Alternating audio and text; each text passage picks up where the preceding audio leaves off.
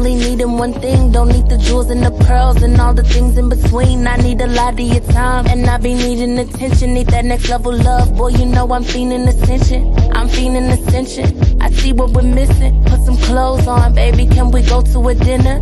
Let's go to a movie for just us two. Let's make new memories between me and you. Heels, check. Beat, check. Run up the check, baby, tell me what's next. Hey, love, check. Fun, check. One-on-one, baby, we needed this. It's a day night. Get dressed, let's get dressed, let's. It's a day night. No stress, no. No stress, no. It's a day night. Get dressed, let's get dressed, let's. It's a day night. No stress, no. No stress, no. Know you needed my time, and I'm needing you too. Fly me out to dinner, reservation for two. I can't even deny, I ain't even gon' lie, that you really got my heart. Tonight it's a whole vibe. Tonight it's about us, riding around Billy truck. Know they faces is stuck, unconditional love. Tonight we gon' make some memories, ain't thinking about our enemies. Pop out and we make a scene and drop about 300 beans. Heels, check. Beat, check. Run up the check, baby, tell me what's next. Hey, love, check. Fun, check. One-on-one, baby, we needed this. It's a day night. Get dressed, let's get dressed, let's. It's a day night. No stress, no. No stress, no. It's a day night. Get dressed, let's get dressed, let's.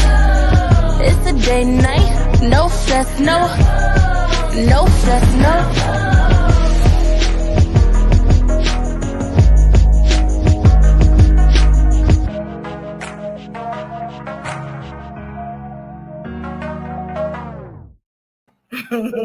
Hello.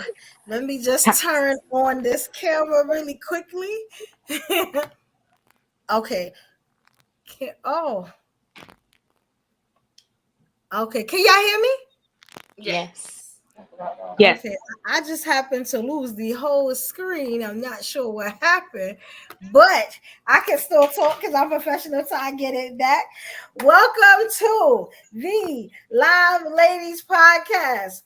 All right. I want to shout out everybody on Instagram. I see you guys. This is a show we do, and it is for women of color. This is every week, every Thursday at 6 p.m. Eastern Standard Time. I need to see you guys over here subscribing to all the channels that we have here, and just coming over to talk to us and see how the ladies do it, what they think, how they feel, and the things that they want to say. All right, and we are going to go down the line. We have my beautiful ladies here. We are going to go down the line. We're going to start with the beautiful Ruby Doll. Tell a little bit about yourself and where they can find you. What's up, everybody? My name's Ruby Doll. Instagram, Ru_deserves_bliss. And then I'm one half of Motherhood Sex Marijuana in the building. Much love to my queens, my gorgeous inside and out queens up in here. Yes. Yes. Okay. Next up, we have the Queen Goddess. Please tell us where we can find you at. I'm sorry. No worries. Hey, my podcast is Unhinged Well Anchored, and I'm Goddess to a Demon across all platforms. All right. Do y'all hear echo? I just want to know. I hear a voice in my ear. Do you guys? Is that here like it's like a robotic voice in the back? Okay, I know exactly what it is. There it goes. All right, yes. This is our first time streaming with so many different things. I used to do Zoom. So StreamYard is new to me. Please have patience with your girl. All right. So next up, thank you, Goddess. We have Miss Oshun. All right. Can y'all still hear that echo? Y'all can't, right? No, I can't hear it. Can you hear me? Okay. I can hear it really bad. Yeah, that okay. Let me just mute.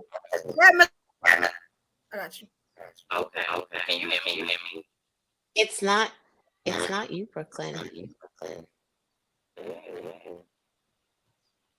Can you guys hear me? Is that much better? Who is that? There's a word voice. Is that I'm thinking it may be me. Like a word. we Don't are worry, being by the time I haunted? post this We will are be in the being stream. haunted on live YouTube.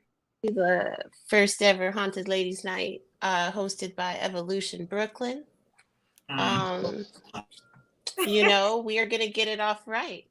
We're nurturers, and that includes Spirit, I guess. So welcome, Spirit. Just make sure you leave us the heck alone. We do not want to be touched or bothered. That's better. That hear better?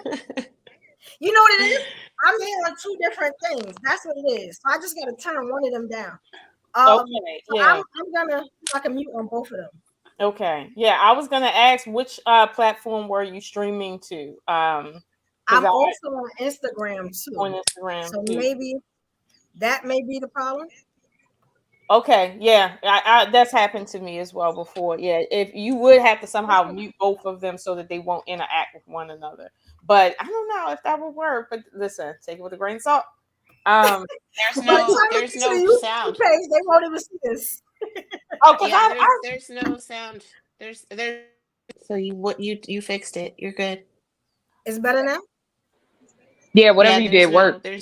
That worked perfectly. There's no strange man talking in my ear anymore. It is. See, we should have known. The spirit was a man. It was a man. Let me start. All right, bye. Evolution, what channel are you what YouTube channel are you streaming to, Evolution? Mine, but it's two of me up here because one of them came down, like one of them fell. So when I was getting ready to come back, because you know when I play the intro, I'm on a different page. When I was coming back, it came down, so I went back into StreamYard. So I think maybe that's what the issue is. So it's two of me. I don't think y'all. I took one off. No. Yeah, so if you had two of the same show opened into the same studio, that's why we had that distortion. So you had two studios open. Okay, I was trying to find the YouTube. I can't find the YouTube. What's the name of it specifically? It's supposed to be streaming to Evolution Era Media. If it's not, I'll take it from the Instagram and put it on later.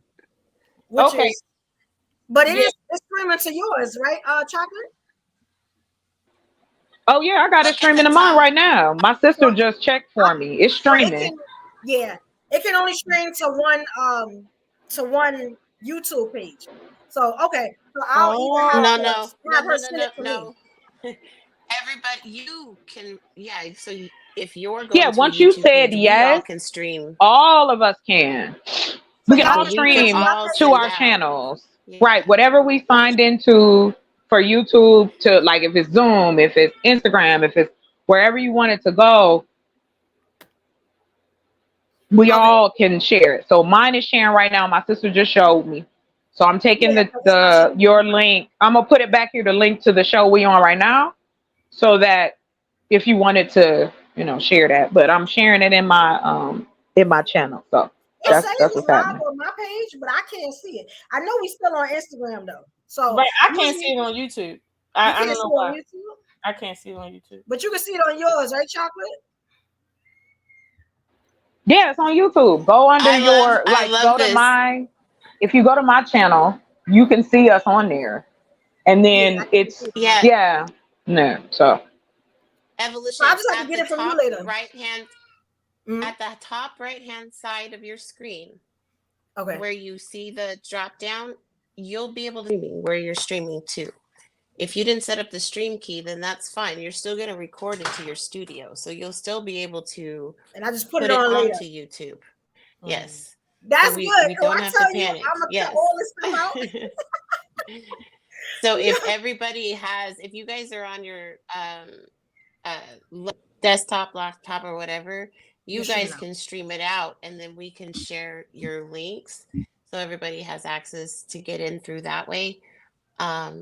Otherwise, you'll just have to post it later. But you are active in Instagram, so you do have live feeds. So if we can circumnavigate, but I just flowers because that is the definition of teamwork. We came together. Yes, we did that intentionally, audience, because we wanted to show you what a group of Black women look like working together. We know how to dudes. Absolutely. So and I didn't contribute, but I was wishing y'all well. See, look, community. Sometimes we need supervisors as well. See, that's the beauty of the project. And so I just want to applaud all of you ladies. Congratulations for that demonstration. Back at you, ladies. Back at you. I'm glad that we worked that out behind the scenes so it would play out perfectly. Good job. Now this is the thing, right? So it is two of me. Now I can leave the studio, right? One of me got to leave. And the stream will still be going, but can I get back in if I leave? That's the only thing. I can't, right?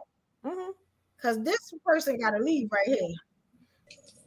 So even if it was to take your screen out, we are all in here, so the live your feed would still be here. It was still. So you would just have to enter the studio from your desktop. So, yeah, you would still be okay. I swear I'm not seeing the YouTube side. Yeah, I don't, guys, on Instagram. I see Real Bravado Network left a comment. Yeah, I see. Okay, so what? Okay, it's live somewhere. So should we start the stream over? No, you're no. Yeah, don't get it right. Yeah, just okay. Trial and error happens. Because it definitely ain't streaming to my page. Right. I don't see it on Evolutionary Media on the thing. Go up into where you're streaming it to just be sure that specific YouTube page is where you're streaming it to. Okay. Now I have it in here, but I guess we already started this one. It ain't gonna, because I can't.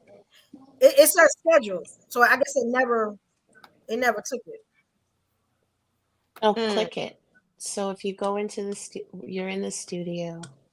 Yeah. Should I take it off?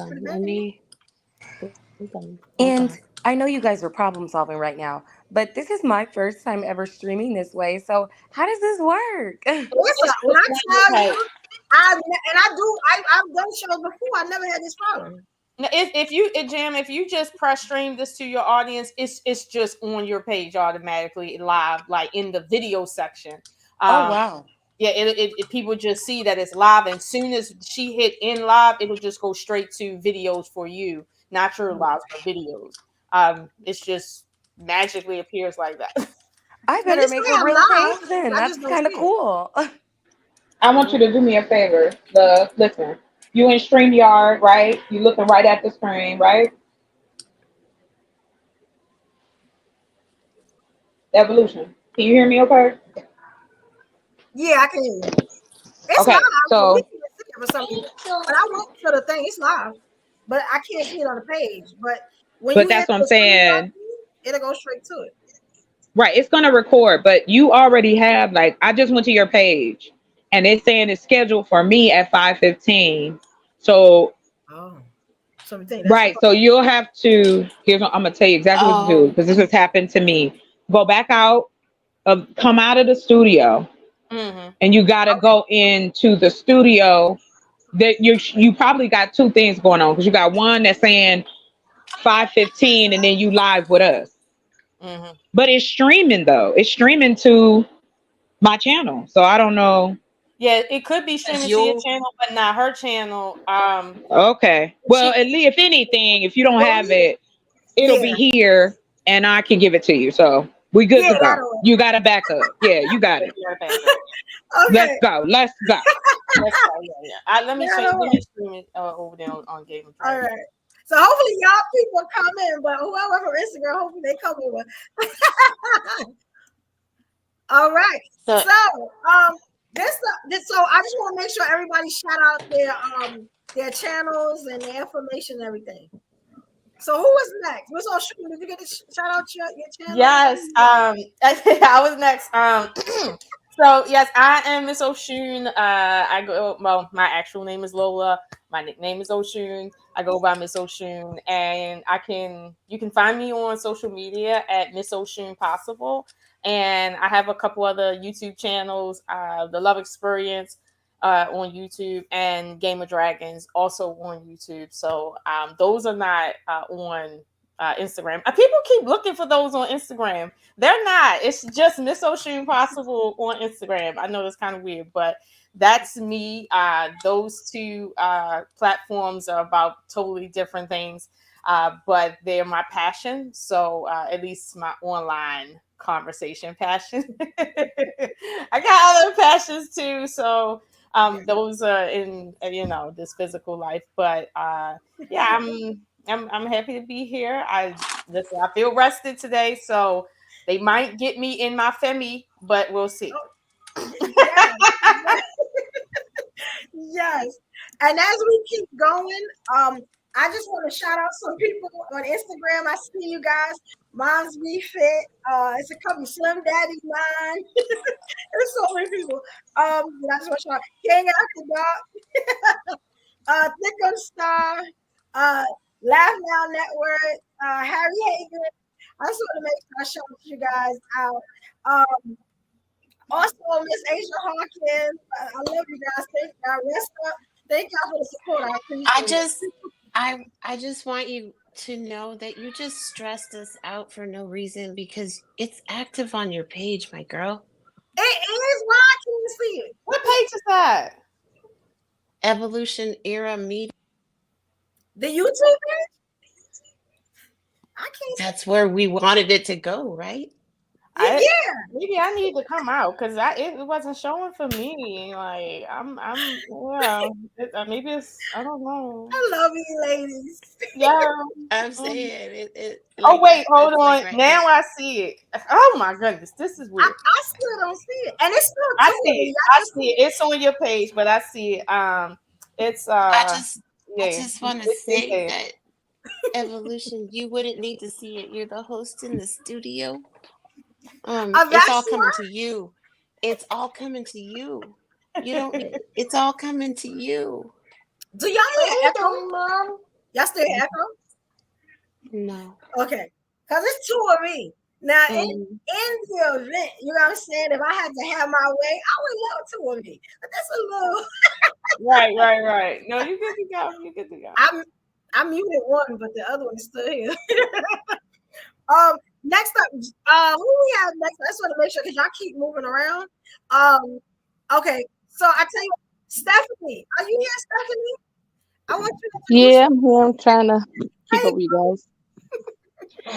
Hi, I'm just gonna go really quick on the Wife School podcast. I am on all platforms: TikTok, Facebook, Instagram, YouTube, and I talk about femininity and advocate for men as well because they need to know that we support them. Also, Wife School is about a school of thought about being a wife before you get married. So let's just make that clear because a lot of people get it a little twisted sometimes, but it's okay. But I'm glad to be here to see what's going to transpire with the topics and the discussions. Yes, thank you, Queen. And this one, I didn't know it was this many people in here. It is two of me. But I'll shout out in a minute. There's a couple people here. Okay, next up we have Jam, the Queen Jam. I know you're new to this. I will make sure you come all the time, Jam. Please introduce yourself where they can find you regardless of what platform it's on. Well, thank you. My name is Jam, and I can only be found on Instagram, and I'm Jam there too. It's J with 8 A's and 1 M, all the dramatics included. I don't really know what to say about myself. I'm just here to teach, talk some shit, and learn a little bit. That's about it. Yes. Bam, Jam.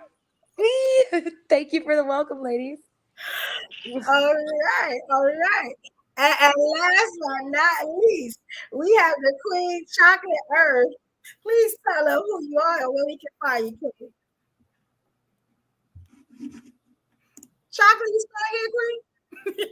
I'm here. I didn't know it was my turn. I'm sorry. Okay, now listen. I'm here for Evolution and the ladies. This is not the sweet chocolate that you think I am. I'm here to talk that shit, that real shit. So let's go. Gloves is off today. Much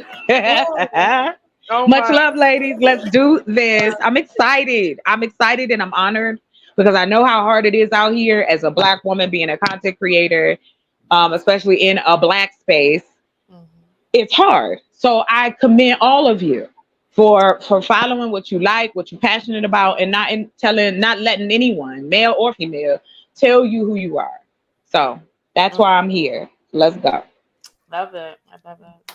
I want to share something too with you guys because I feel so much love here, right?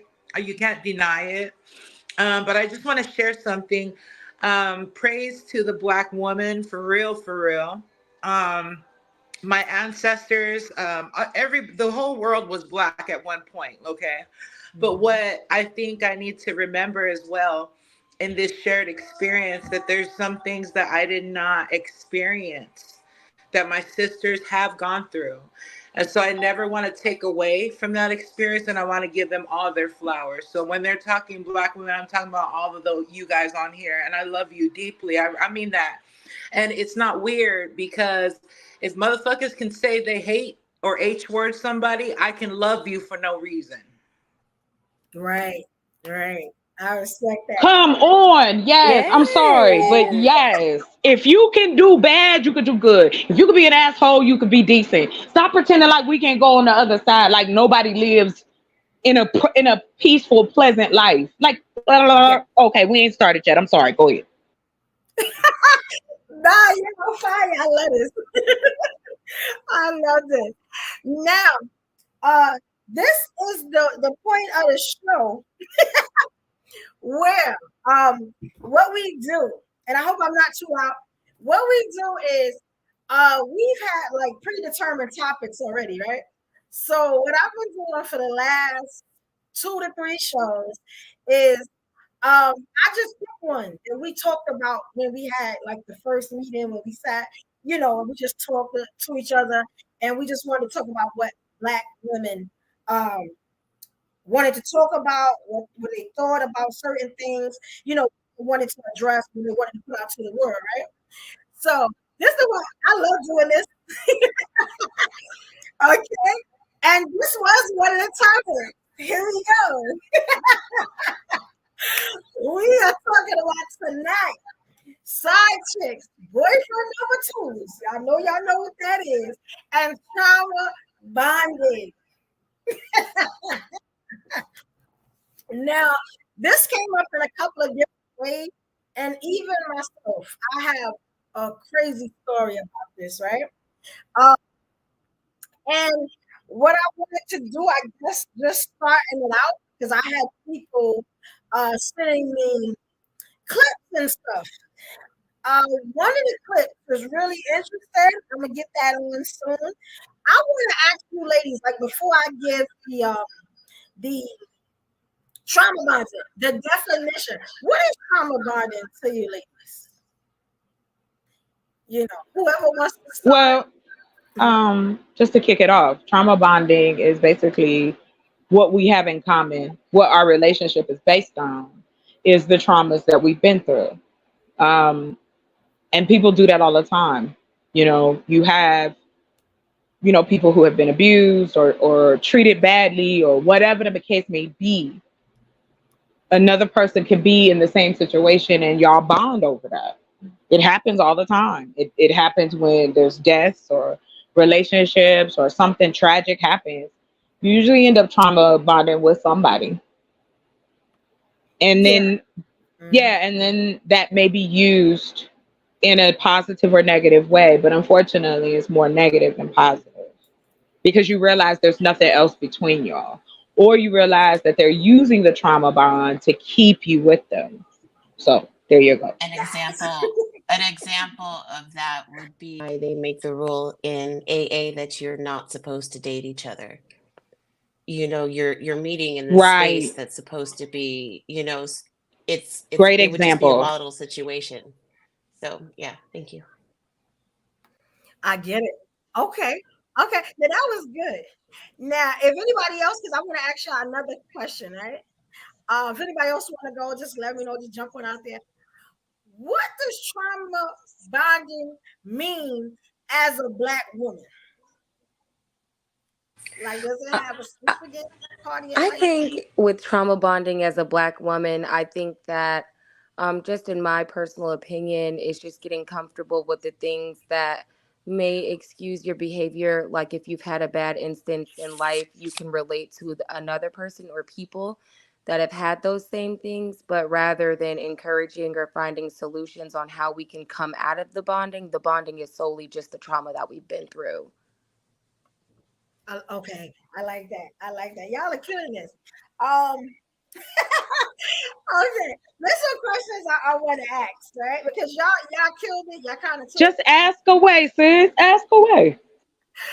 Okay, now so we're gonna come back to trauma bonding, but that's pretty much the focal point I want to get into, because I found some really, really interesting videos on side chicks, right? But when I had said something about boyfriend number twos, people didn't kind of understand what I was talking about, but shout out to Pleasure P, because there is a whole song about it. It was actually one of my favorite songs.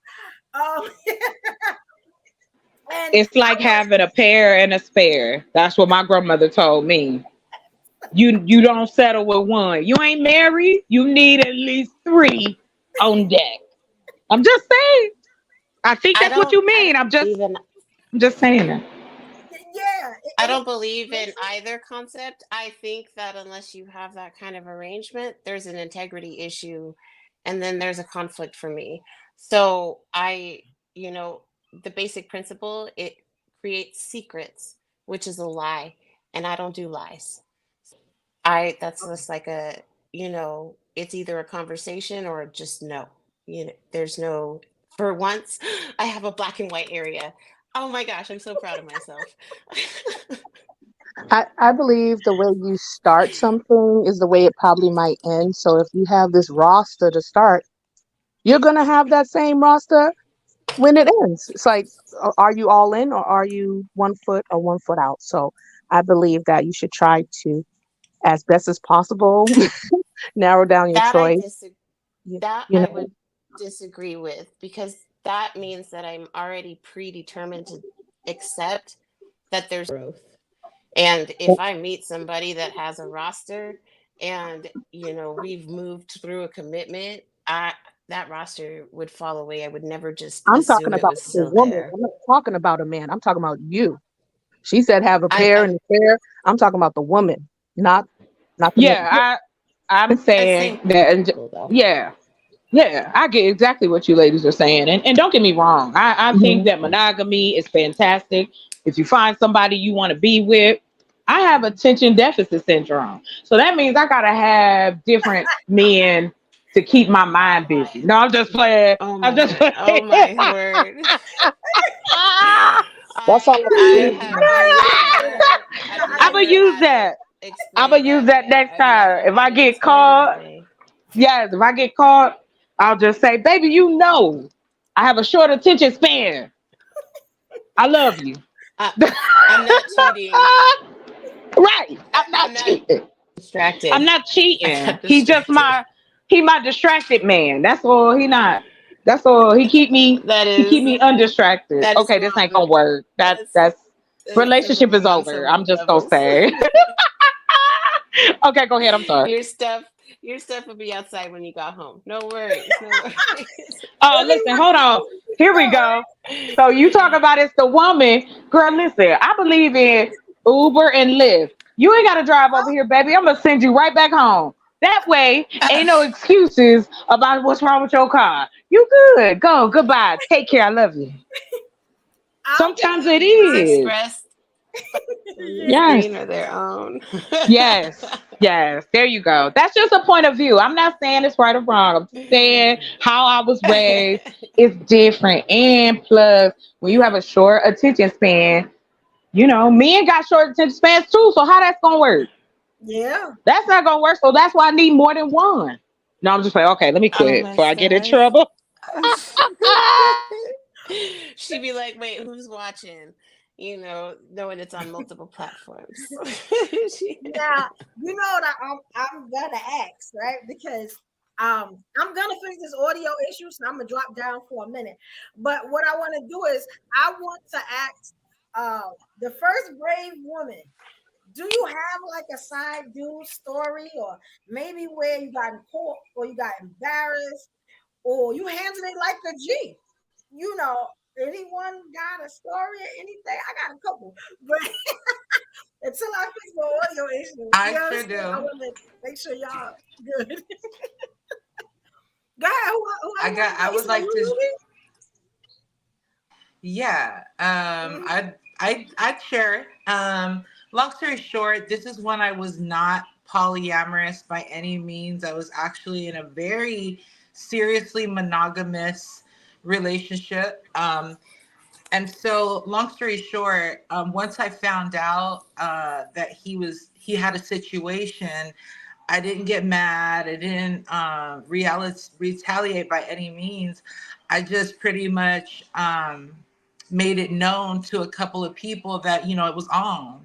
And it was on in the fact of, we don't even maybe need to do dinner. We can just hang out, smoke a few, and bust a couple.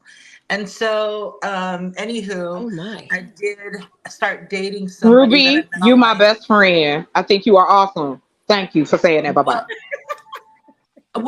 And then so let's just say this, guys. I what's it called? I stepped out.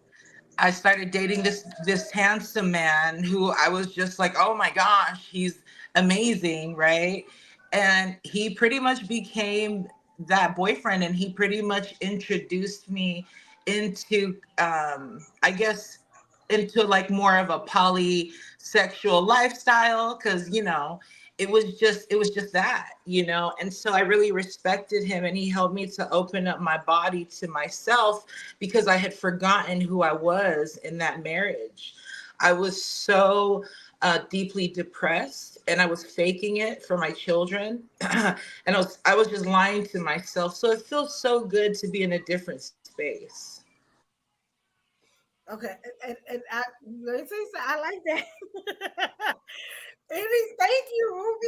Hey, I don't like that. start nothing. There won't be nothing. Okay. Yes. I've never Mhm. been a side piece, nor have I ever wanted to entertain a second gentleman. That sounds exhausting. You know, two guys, all these kids, there's really not that many, but anything more than one is too many. Um, it's just no, I'm good. I'm good. And you know what? Generally speaking, I think there's a difference from one man having three women than one woman having three men. If you take into consideration biology, psychology, and all that, what have you. So there is a difference. And so I agree with you. It wasn't ideal, but because I felt so undernourished and undervalued, I was like, well, who else wants some of this pussy?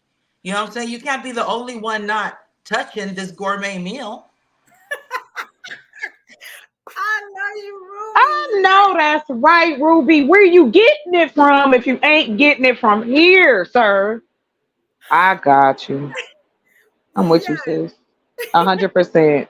It's wild out here. Shoot. Dating is And like the now I'm wild, very wild west. honest. I keep it very open with my partners. Like, if you fuck with me, you have to know what time it is. I'm not going to mislead you. I've already done that already. I've already lied and cried.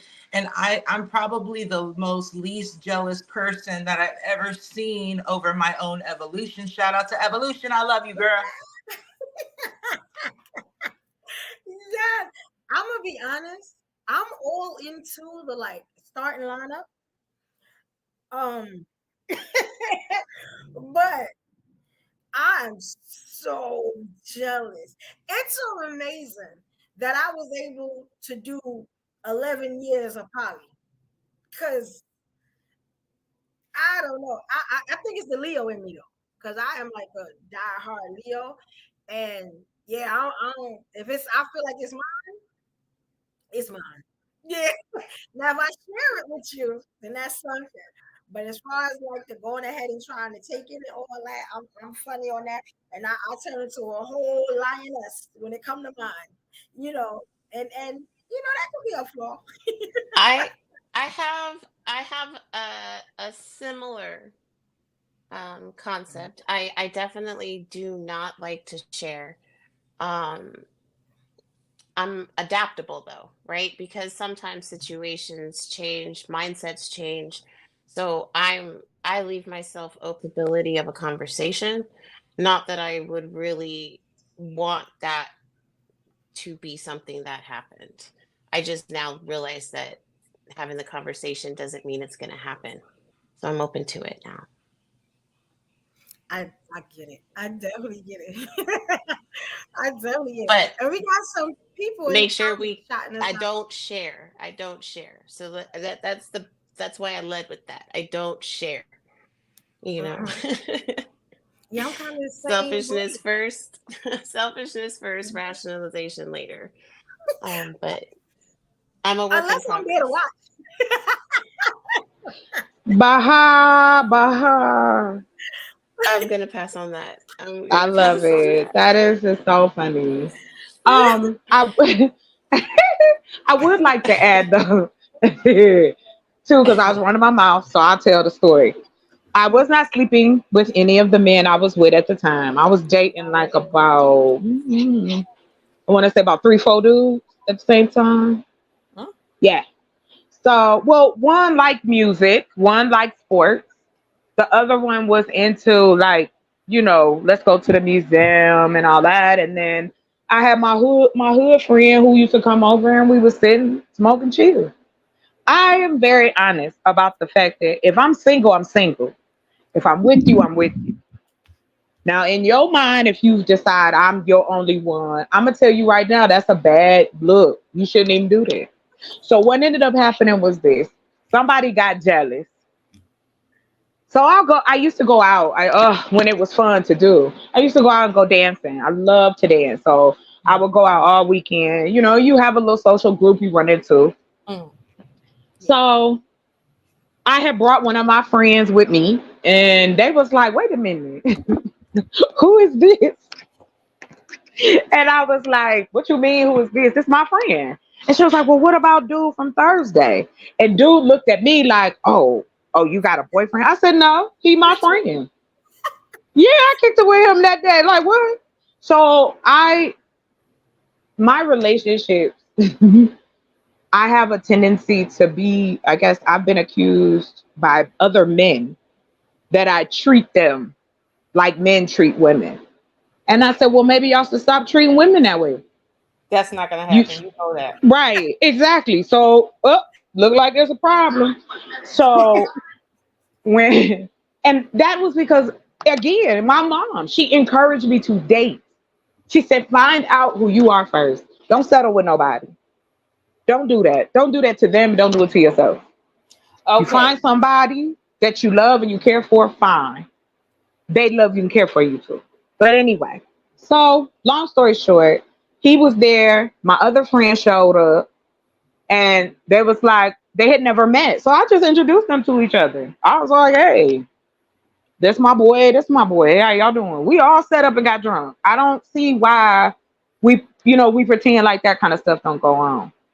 And that dude, I continued to date everybody at least for another 3 months.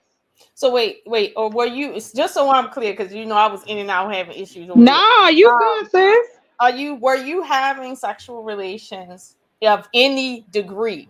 No. Any of these men? None of them. No. Hold on, Chocolate. Let me be clear. Were you having intercourse with one, hand job with another one, with a third one, and then that like I know what you meant.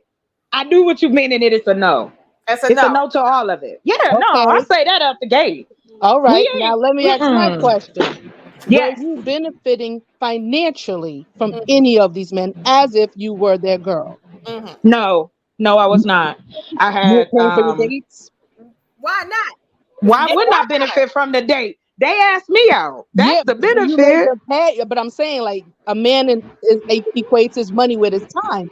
So therefore, he's invested in you, or investing in a date, which is kind of by default investing in you. So that would be some notion that, hey, this is my girl. And so when they see the other one, they're like, oh shoot, this kind of gets me thrown off, because I'm like, I thought you were with me. But the thing, to your point, and I completely understand where you come from, I'm not that girl. I tell people up front what it is. There was never any, if I want to have sex with you, you'll know. If I'm your girlfriend, you'll know. So wait, because for me, it's not just about him choosing me. It's about me choosing him as well. So we both have to be on the same plane, or we can't deal with each other. So wait, so you had to have a conversation with each one of them and let them know we're not dating. We're just dating it. No, we are dating. We're not dating to be in a, like, monogamously dating. And I also would say, and they would ask the same question, no, ain't nobody getting the cookie. It's mine. I give it to who I want to. And to me, I guess I feel like this, and to your point, no disrespect, but I feel like that's the problem with men. They think that spending money gives them a some kind of key. I don't care, because you've decided that in your brain, I'm not in, that just because you take me to dinner or we go to the movies, that I'm with you permanently. That makes no sense. I see what you're saying. Now, okay, let me say this. I agree that dating is dating, right? Like, I go on a date with somebody, they might pay this time, I might get asked out by somebody else. Another day, they may pay versus me, whatever the case may be. And we understand we're dating, right? And yes, you're right. Some men do have an issue with equating dating with exclusivity, right? Which is different. Like, it is different. Instead of just asking, just to your point, Lola, instead of asking. Oh, no, what I'm saying is this. Some men do that. Some men don't equate. Some men will ask you, say, hey, we dating. Is it anybody else? Because they kind of assume that it's somebody else. So that's an individual thing. However, biologically, men follow where they put their resources, and that's not going to change. From an evolutionary standpoint, if a man is working and he's putting any of his resources into a woman, in their biological makeup, he's acting as something over you, whatever that is. And he might not even see it that way, but men do that. Now, here's where it gets complicated. Well, not complicated, but it's better. If you're paying equally for the times you spend with someone and y'all are just friends hanging out, and that it's not an investment on their end, like they don't always come to the table paying for stuff, and it's really just hanging out, no sex, sometimes you equally pay, then there shouldn't be any issue with like confusion. But if any of them thought that you're trying to get to know them to see where this goes, and then they see another man around trying to do the same thing, I get it. You're not in the wrong for trying to open your options up, but the way men operate with each other, they're too territorial for us to really think that that's going to go well. I'm not saying that it's wrong, but reality says men are territorial. If they spend $2 on you, they territorial, even though that's some fuck shit. They territorial.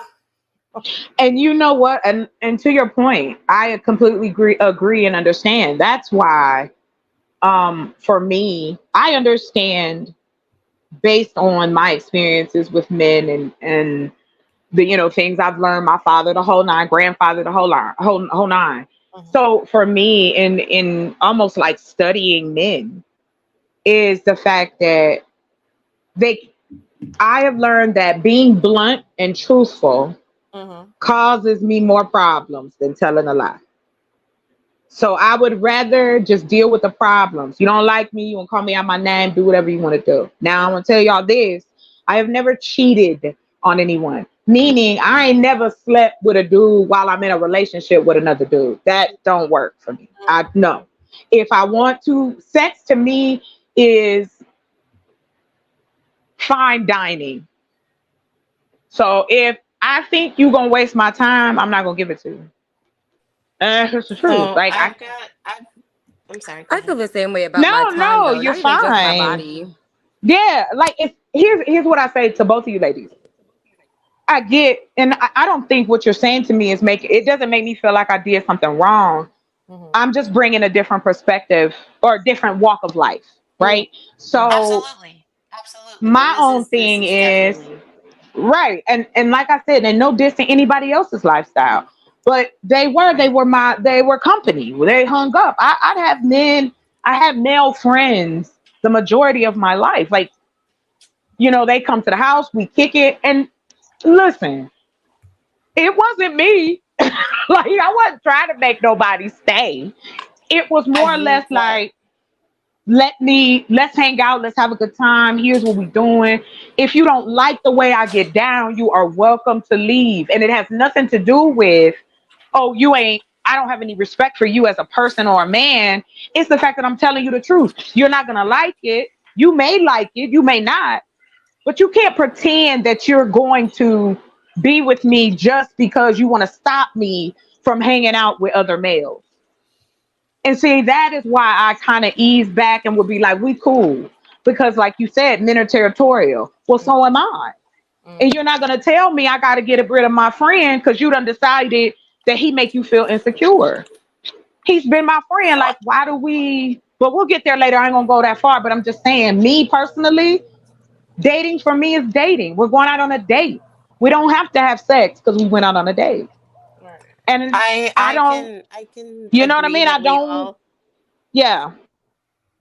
We all operate at our own level of comfortability, right? So that's definitely nothing question. My take on dating is a little bit different than I think the panel, because I'm not dating you until we're moving with intention. So if we're in that initial period, I don't want you to spend money on me. I just want to get to know you. I don't care if there does not have to be any kind of financial in there, because there's going to be a conversation where we're going to be like, hey, let's see where this goes. And then we're dating.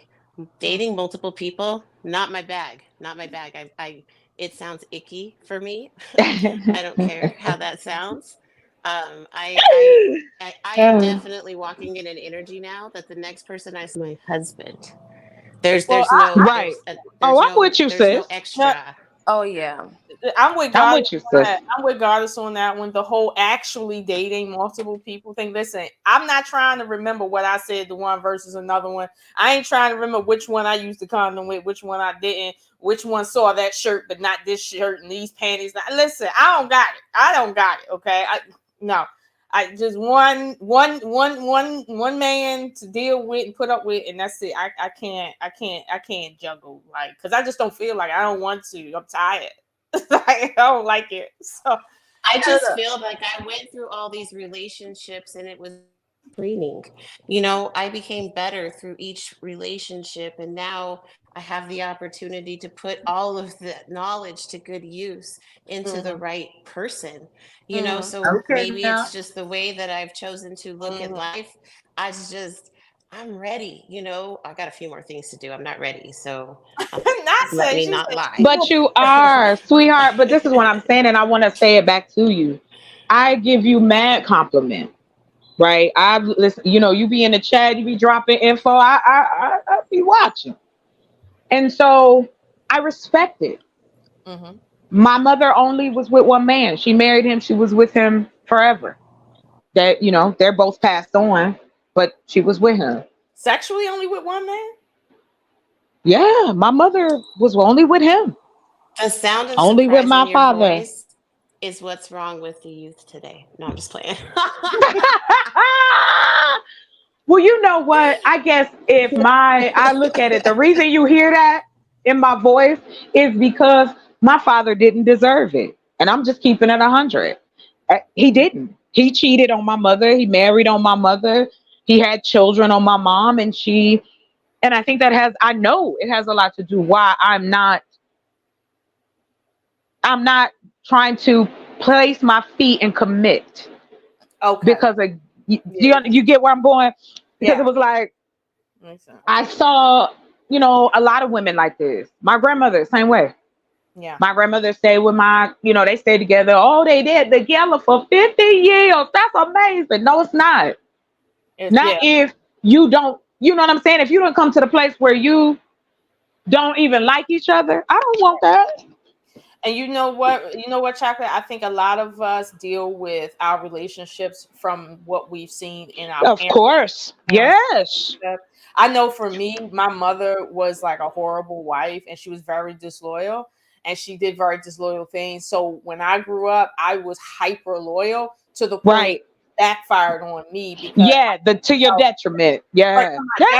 Because I didn't want to go through the pain of what their marriage was. And so I was like extra loyal. And then people, it just didn't work in real life for that. But that's what happens when you become traumatized by your parents and grandparents' relationship. It makes it weird. So you're either trying to fix problems that they had, or you're trying, or you're perpetuating problems that they had. So exactly. Whichever one it is. But to your point about watching your mother and grandmother be loyal and with one man only to meet that end, it's like, well, if I'm gonna have to go through pain anyway, I might as well feel like how I want to feel when I deal with the pain. So I understand it, even though I'm not gonna say, well, everybody should be cheating on each other. I'm not, because my sister passed away because her husband cheated on her. Okay, AIDS is still a thing. Yes, it is. Go ahead, girl. This is the issue that I feel that we all go through at some point, whether it's in any degree, how we go through it, what we do. But like in your case, you were avoiding problems that you've seen. In my case, I was perpetuating the solution to the detriment. So it's a weird dynamic, but I understand why you feel the way you feel given their relationship. Yeah. As a child. Well, see, and to your point, and what you said was great. What's so funny is it was the opposite for my grandparents. Like you said earlier, my grandmother was a hot damn mess. Rest her soul, child. He stayed. He didn't leave. Mm-hmm. There was rumors that one of the kids wasn't his.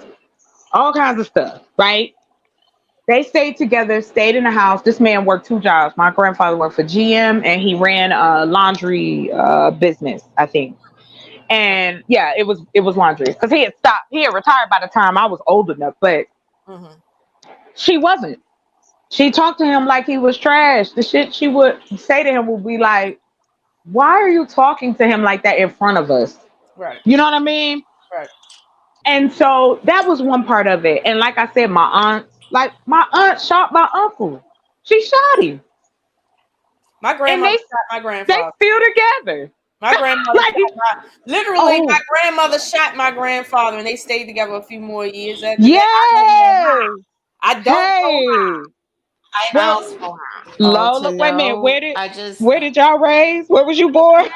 Listen. Look, I just want to send all y'all ladies a virtual hug, because there's a lot to unpack. Thank you. Yes, it is. I'm wondering, why are you celebrating the fact that the woman is being bad to the man? You guys are excited, but when the man has done something, y'all like, oh, there's this and that, and I want. Oh no! Let me fix that. No. I personally, the reason I said that was based on what Lola was talking about. Mm-hmm. Your experience in life just dictates and has a lot to do with how we deal with each other socially. We've all said up here that we've gone through things. Ain't nobody in the world ain't gone through nothing. It's just about how you cope. So like how Lola was saying, how she coped, but no, please don't take my tone for excitement that my grandmother, she was not a good woman to my grandfather. Her personality type actually was my dad's personality type. So my mom had to deal with her and my father. My grandfather just sat back. And in prior, you said that when you found out that your best relationships is when you did treat the man bad. So it's not nothing that new. Well, let me kind of said it, That's no, I'm standing by what I said. Okay. It was the reactions of them. Like, it was like, okay, for instance, I was with my ex and I had broken up. We weren't together anymore, but this man would call me endlessly. He would show up to my house. And I just told him, when I say treat you bad or whatever, however I worded it, my bad, what I'm talking about is if I gotta drop that truth on you in the sense of please leave me be. Please leave me alone. I don't want, if the relationship is bad, I'm gonna bring it up. If it ain't working, I'm bringing it up. If something's wrong or we feeling a certain type of way, I'm bringing it up. And then it turns into, well, why are you bringing that up? That's not what's happening. And I don't think that way. And don't try to put words in my mouth. It becomes combative. And then it's like when I stop calling, when I don't talk to you for long periods of time, when I don't need you or want you in my life, that's when you want me. That's when you want to do the tap and fetch and dance jump. That's what I mean by being cold, because I have to be.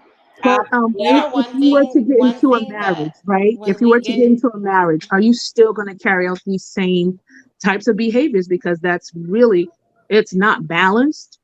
You know what I'm saying? Because like, say if you ran, it's not. Shut down. Like, I don't think or anything, you know? I would caution not to sound pretentious, because everybody's experiences are different, right? And so what is amazing about the whole thing is we start out as these docile species, right? We are there for the men, and what you're hearing now is the end result of those. And most of the women are looking for the man to lead them back to that energy, right? And then there's some, as you know, that look to find it themselves, and so they go a different route. It doesn't matter. Any direction it takes us to get there is important to the individual. So judgment on them because they don't align with your particular beliefs is doing a disservice to us as women. We should be balanced and provide different viewpoints so that the others have an opportunity to form their own opinion. None of us are right. I know, but I'm just following up. It's okay to play devil's advocate, Miss Goddess, because I'm saying sometimes how you do one thing is how you do everything. And those are behaviors, like you said, if they're learned in the past, which comes to now, I'm just asking if she would still continue that behavior, because she probably might be used to just be like, okay, this ain't working, I'm gonna bring it up. Or like, but if you're in a marriage, you know, that's a different level of commitment. But some, as we find, that a lot of women do initiate leaving, or we look at the 50 years as, oh, they made 50 years, but it wasn't good. But like you said, that was their viewpoint or whatever they took to get there. Okay, that was their marriage, even though it was messy and bumpy and rocky, but the point that they made it to some length needs to be applauded. But I'm just asking her that question. I'm not trying to be, you know, pretentious or anything. That's all. I applaud people for making it to their destination, but I'll be honest with you, like as time goes on, the goals are changing. As they say, the goalpost is being moved. The goalpost has been moved. Now that like we're here, right? The culture is different. A lot is different. The goalpost isn't the same. Like it just isn't. So like for me, I mean, goals for me isn't being unhappy for 50 years.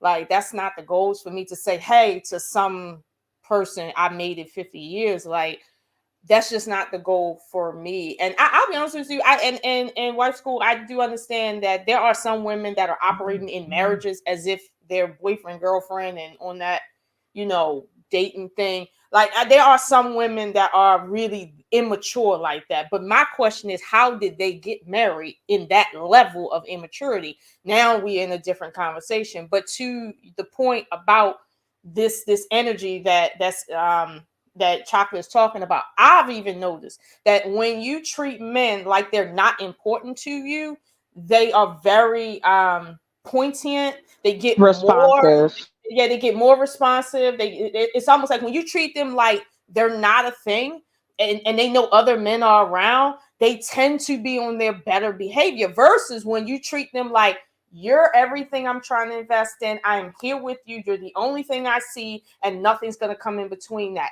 That scares them, and they will a lot of times treat you like an option. That's what I've noticed in my own life. I've seen my sisters go through it. I haven't seen my mother go through it because she was just on some bullshit. but I've seen a lot of women have that same mentality where when they treat a man like he's the end all be all, they have gotten left with children. And one lady got left with 9 children by herself. And and he just went on with another woman like it was nothing. And she was very bitter afterwards. But I understood why she was bitter, because it's like 9 kids. I don't even know if I had 9 people in my house except for it being an event. I don't know what that feel like. But, this is what we go through. And, I think to your point, there are outliers that definitely need to be addressed as far as like marriage. But before marriage, because I don't think anybody should be getting married if they in this energy dating. I don't know how you get there. But here, it does seem to work better when you treat men a certain way. It just does. But I'll be honest with you, when you find a man that's actually right, he's not on that energy. He does see you for you, and he treats you the way you need to be treated. There's a small percentage of men that have that, as we call it. They out here. Yes, you are absolutely right. They are out here, but the majority of them, you gonna have to treat them like they ain't shit to get them to act like shit. So, but okay, sorry. Let me enter the chat. I wanted to ask though. Let's just say, like, so we can't hear you, babe. Right? I'm sorry, baby. We can't hear you, Evolution. You mute. You mute, hon. Go ahead, hon. I'm sorry. Okay, so I'm just saying, like, we're having these discussions, yet we're not really addressing the true elephant in the room, because a lot of it has to do with how we present ourselves. So sometimes we miss the person we're looking for because we may be caught up in some kind of conflict. You know what I'm saying? Like, so it comes down to decorum a lot of times, and it's missed opportunities because of ourselves, right? We can say in many cases, it's, let's just say, the mouth, the disrespect, all of these different levels that add to the why they were in these particular situations. Not to cast blame, just, it's just we need to hold ourselves accountable too, because sometimes we are the problem. You know what I'm saying? It's not I agree with that. And I don't think women really are out here saying the things that are being like at the top pushed out here. There's a lot of wonderful, smart, beautiful, attractive, loving women, whether they have children or not, all over the country. There's 330 million of us. And now take the adults out of that. We're cracking at least about 100 million people. And us as Black folks, we are rounded to be 48 million. You mean to tell me? And then you got men saying things like you only got a certain percentage of men that all the women sleep with, and they ride with that like it's a fact. They do. And I'm tired. Like, yes, I am. I'm very open. I try to be very transparent. And the reason that is because I grew up with nothing but secrets, nothing but bullshit. People weren't really caring about each other. How you care about me? Turn around and talk about me behind my back. I know 100% that affects how I'm going to be as an adult woman. I have fought and worked on myself to understand why I do the things that I do. And if I can change them, or they're just things that I'm having trouble with, I pride myself on being self-aware. I'm alive. I tell people that in a minute. And my also thing why I just keep it separate and keep it date, because I'm like this. If I can't be your friend, like we can't be friends, we can't trust each other and put that foundation down, I'm not giving you my body. Because it's like the work has to be on both sides. So it's just like, I'm having fun and doing what I want to do. When I'm ready, or if I meet someone that wants to get married and we both vibe and can both give each other what each other is looking for, of course, I have no problem with that. I have no problem saying, okay, I'm done. But like currently, I took myself out of the dating game because I knew that my focus was my business. So I'm not dating anyone currently. And I keep it that way. And it doesn't bother me. It doesn't make me feel less of a woman. It doesn't make me feel insecure. Men hit on me, that's cool. But I'm not, I don't know. I guess the way I could say it is this. The reason why I'm not like overwhelmingly for me personally jumping up or put myself in a position to get married to someone is because I really wrestle with whether or not I even want that. I like my freedom. I like doing whatever I want to do when I want to do it. I don't want to ask nobody for permission. And I don't want anybody thinking that I don't care about them. I like my time alone. I like doing certain things. I like to travel. So, of course, why wouldn't I, instead of, I don't want to hurt nobody. I don't want to pretend to be something for somebody and I'm not, just because society says, well, you at this age, you really should be married. Oh, your community looks at you funny and you should be married. They also told me I should have had kids. I wasn't married to nobody. And people was like, why don't you got no kids yet? Dudes would ask me this. You know what I'm saying? So I apologize, I'm a land because I went on way too long. But I will say this. Yes, I don't agree that there's an elephant in the room. What it is that you have a room full of women who walk the world differently, but yet similar. I have all the respect in the world of marriage based on what it's been defined in this society, but that's not what's happening. And I just feel like we don't even raise our children in our community to be that. Like, we don't push that. So it's just like, we also have to give into conclusion that it's not just about blaming people. It's about seeing how all of that affects you and your perspective of life. And we see that there's a lot of damage. I'm not afraid of men. I'm not scared. I like them. I really like them. I like the way they look. I like the way they smell. I like beards. I like all kinds of shit. But the truth being is that I personally am not giving away any of the energy that I need right now. It's just not something I can do. And I can be honest enough. And I've told men this in this process over the last few years. So I'm done. Y'all go out get some water. I talk too much. I love talking to y'all. This is great. All right. So I'm the same way. I'm the same way. But what I was going to say is, yes, we can hear you. Okay. Yes. Yeah, because I wanted to show y'all what was going on around y'all. The thing that I completely respect about your testimony right now was the fact that it's based in a truth. If we presented to the other person a choice, and I think that's where a lot of the conversation is missed, is we don't give the other person the choice. And so, like, for me, I personally in a completely different space where I recognize some of where I'm weaker right now, and I not completely get strength there, but enough that when my husband arrives, I'm ready. And so I have taken a more self-direct approach. I took myself over the coals.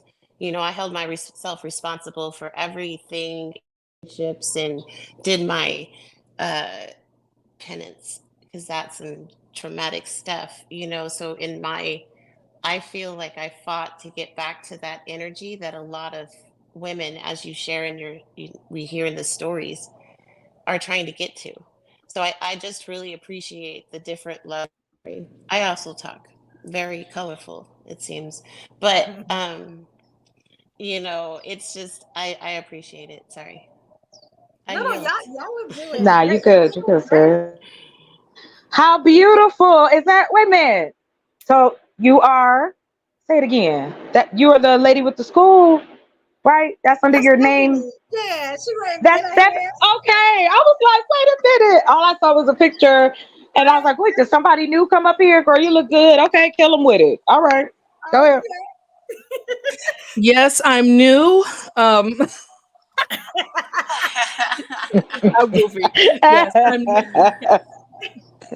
Well, thank you. The echo is back. The echo is back. I decided. No, love, we can't hear you. Here's what you can do. Okay. Go to your computer settings It's two of me, and I don't know which I one know. is my so I'm working. So here's what you do. You, without closing the show, remove Right. yourself and remove your other you, and then you'll be able to see which one is the right one. You got this, sis. Okay. You got it. That's why I'm talking. Like I'm talking less and less because I know it's a lot of me up here. So I'm just letting y'all Yeah, know if for you this show. click your Next show, I'm exploding. Like okay. if you click yourself to leave the stage, it won't shut the show down. You're The just bad leaving thing the is the one that I stage. need to leave. I think it's the one that's streaming. Like I've been trying it as y'all been talking. That's why my head been on the swivel. It ain't That's what I said. Don't be You scared, know like what? she Okay, said. no. Hold on. You know what? I know where the confusion is. Yeah. Matter of fact, type Just it to me close one because of I the want to keep windows. the show going Just while we no. got people watching. Just Type it to Evo, me. Evo. Type in a private chat for me because I got to bring up somebody. He's been waiting a long time. I want to. All you got to do is close one of the windows. You've got it preset in your settings. It's not a matter of the screens. Just close a window. Well, it's a lot of windows here. Which window am I closing? If y'all can see what I see, it's like a little crazy. I can't. I got you. So here, trust us. Go ahead and click off. Both. Do both. Do both. It's not going to cancel the show. Just take yourself off the stage. So I'm just okay. So both right click. Right. Take both of you off the stage. So there you go. Okay, now choose the one that worked. We're going to help this child. Lord have mercy. We are going to get it there. We are going to get her there with the Lord and the StreamYard. I was in the middle of a podcast recording it. StreamYard kicked me completely out of the app. And back, my guest was still sitting there. So we're good. Yes, that is funny though. I've had that happen to me too, where I'm somewhere else, the show going. I'm over here. I'm like, wait, what happened here? Yes. Now you got it. See? That's what I'm saying. No, we got you. You good. No. Oh, you are a little low. You low though. But we don't hear an echo. You're very low. Okay. Okay, so I'm ready. We're about to get into the show like I wanted to get into it. We're about to open it all. Almost an hour and a half in. We're ready. All right. Yeah. I gave y'all a little bit with the whole side chick, side dude type of Wait a minute, somebody gotta mute up. Is it like I hope everybody don't have to mute up because I want to get some dialogue. No. You're fine. Go. You sound great. Okay. Now, I wanted to talk about the whole, like I said, the whole side dude, side chick thing, right? And I got a clip, but I also have an amazing gentleman that's coming up here. You know what I'm saying? Because the ladies talk. We get out what we got to say, right? And he is ready for everything. When I tell you this brother is my brother. He's so versatile. He can talk about anything. He is unbiased. You got what I'm saying? He is a protector of women. You got what I'm saying? And he also stand on his business when it comes to the men, right? And he was the only brave gentleman that wanted to come up. You got what I'm saying? So, you got what I'm saying? I hope you're ready, King. This is Mr. King Talk TV. We want to invite you all with the ladies. Hey, King. Welcome. Good evening. Yes. Lord. Yeah, that's Goddess' best friend. I forgot that's your best friend, Goddess. What's going on? Hi, King. How you feel being around all the He got that good mic. Yeah. I feel like I'm in a good place. I'd rather be surrounded by feminine energy, so I appreciate it. That's right. That's what's up. Okay. Now, did you hear about anything we were talking about? Or because I have some clips that I want to play. If you just want to go right into it, we can do that too. I have you know what I'm saying? I got like little short clips, right? I try not to get those. Go for it, sis. You don't have to explain to us. It's your show. We here for you. Go on, play them clips now. I do want to speak on something real quick, if you ladies don't mind. I want to encourage people to try to pay attention to the love language of the person they're selecting. I think we're not doing ourselves any justice when we try to come up with blanket ways to approach it. You understand? We are all such unique individuals. I know for myself as a man, there's definitely a person I'm no longer talking to because they took the advice of ignore him a little. Like that just didn't work out for that person. Like I'm a purposeful, intentful person, and I think if a traditional woman wants the kind of guy that's going to take the lead and make sure that she's doesn't have to worry about anything in life, the best she could do is show that gentleman the beauty of her compassion. So by ignoring him, you leaving him feeling moments of neglect and expecting him not to find it somewhere else. I respect that. Thank you for that. Yeah. Yes. Thank you very much for that. Thank you. All right. Now here is the first clip, right? And a very intelligent person sent me this clip, right? It was. Let me ask you a question. I'm just gonna pre-reference it. Have you ever had like a side dude, king, a side chick that you would do anything for? I mean, anything. And what would make you do that? Like, have you ever had that experience? Anybody? No side, nothing for me. Yeah, I've never done the side anything. I've always been a upfront person. I've had dealings where I'm dealing with more than one person, and I would do anything for both of those people, but it was no side situation. It was just honesty. Okay. Yeah. Integrity is so much more sexy to me than anything else that you can bring. Right, your brain. We want your brain. We want y'all's brain. Yes. The thing between your ears, not between your legs. We want your brain. Talk to us. Yes. Because I'm not sure if it's the same way with anybody else, but once I deem a person a liar, like once I feel like you lied too much, that completely turns me off from a person all the way. Like, I can't keep up with the lies. I can't do the games. I can't do the back and forth. I feel like that's just not me. Yeah, I agree. It's like I want to keep my mind and my body safe. So if your lies could put my mind and my body in danger, you know what I'm saying? Have me second guessing my natural instincts.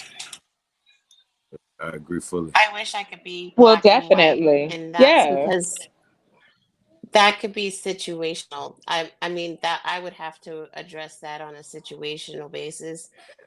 Sometimes it's done for a particular reason, so just to assess somebody as a liar, I believe in the fact that sometimes we as humans make mistakes, and I'm one to give another chance. We appreciate people. Yeah, absolutely. I do believe in people giving people chances, but there's only so far. Like, just kind of like in marriages when they say, oh, like for better or for worse, but like the worst doesn't include cheating. The worst doesn't include beating me. So there's just certain things like before I call a person a liar, I'll have to see it all the way through to understand why you did it. But in all retrospect, we're adults. So I feel like you can be honest. And if that person can't accept your honesty, then I got to continue to go elsewhere because that's all I can give you is my honesty. Right. That's it. And sometimes men don't want to hear the no. They don't want to hear that you're not the one I want. You're not fitting into my world, especially if they feel comfortable in your life. Like I said earlier, my love language, if I care about you and our intent is to date each other because we're trying to get together, I'm laying it all out. I'm a cook for you. I want you to know how I am. I want to sit down and talk to you, introduce you to my people if we going that far. But I'm going to be real with you. In the dating I would say, let's see. So I'll be, let's say, before COVID. I was out there, I was dating. And like I said, the way that it was put earlier, I don't want to say her name wrong, but the way it was put earlier is true. We want to know who you are. If I'm telling you this is it, because you can't get inside my brain and know who I am. I have to talk to you and show you. And then your reciprocation of it is going to determine what we do next. So I also believe that right. So if I meet somebody that I really want to put time into, it's my job as the woman to teach him something he may not have been shown prior to meeting me. So if he comes in with a level of distrust, I'm not going to show him he can trust me. It's going to be myself, and I'm going to ensure that I give the right space, because it's not about me in that time period. It's that getting to know each other, earning each other's trust, that kind of thing. It's really important that I put just as much effort into myself and making sure that I'm not bringing baggage from a relationship in the past to the one that I'm currently getting ready to pursue. And so it's really important that I, even if it's in the moment, I can say, "Hey, this is not your trauma. I'm going to go take care of this." Because or the trigger, right? They initiated the trigger, but they weren't the emotion that came with it. So it does take a level of discernment. So that way you can have the appropriate conversations. So that way I would not be taking anything out on him. Hold on. Okay, respectfully. Can I jump in? Okay, so okay, hold on. Baggage. All right, because I gotta write stuff down so I can remember. So because I want everybody to talk and I don't want to interrupt. To Chocolate's point about we want to know who you are. Chocolate, I'm gonna give you a little pushback on that. Okay, when you say we want to know who you are, that's not technically true. Some women want to know who you are, and that some is less than half. Okay, most women are in the struggle and they don't got their shit together and they just trying to get a bag and get their bills paid. They don't want to know who you are. That don't profit them. There's a small amount of women, meaning less than half, that genuinely don't need your money per se, ain't looking for a bag, ain't trying to use you as social clout, and they want to know who are you beneath the surface that nobody sees. There's a very small amount of women that want to know that. And I think as women, we need to be realistic with our sons and with our men that, listen, most women you meet don't give a fuck about you. Let's be clear, okay? You're going to have to learn to discern between people, okay? And then specifically women, meaning you're going to have to pay attention. Now, paying attention to William Graves in the chat, talking about paying attention. The reason why you're asking questions the way you're asking questions, and I think you did say you were deaf, so I hope you have the closed caption on right now, because you're asking a lot of questions. The reason why you're asking these questions in succession the way you are is because you're not paying attention in real life enough. So you will ask strangers questions like, why do women divorce men and men divorce women? Like, there's 1,001 reasons why people get married and divorced. We're not really concerned with the 1,001 reasons as if there's only supposed to be one reason why people get divorced. As someone said before, for better or for worse does not include beating my face into the point I can't see out my eye. That's not for better or for worse.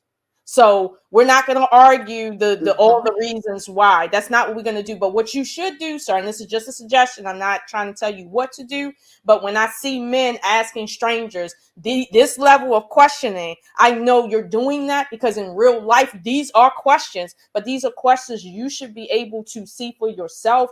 Like in real life, if you're paying close enough attention to what you say you're focused on. And that's not to put a diss on you, but even I had to learn that lesson, to pay more attention and stop just wanting things to be right. Pay attention so that life can be right for you. But then going back to your point, Goddess, about baggage. I'm be honest with you. You're right. You see what I'm saying? You shouldn't bring baggage from other men to another man, because I don't want no baggage from another bitch.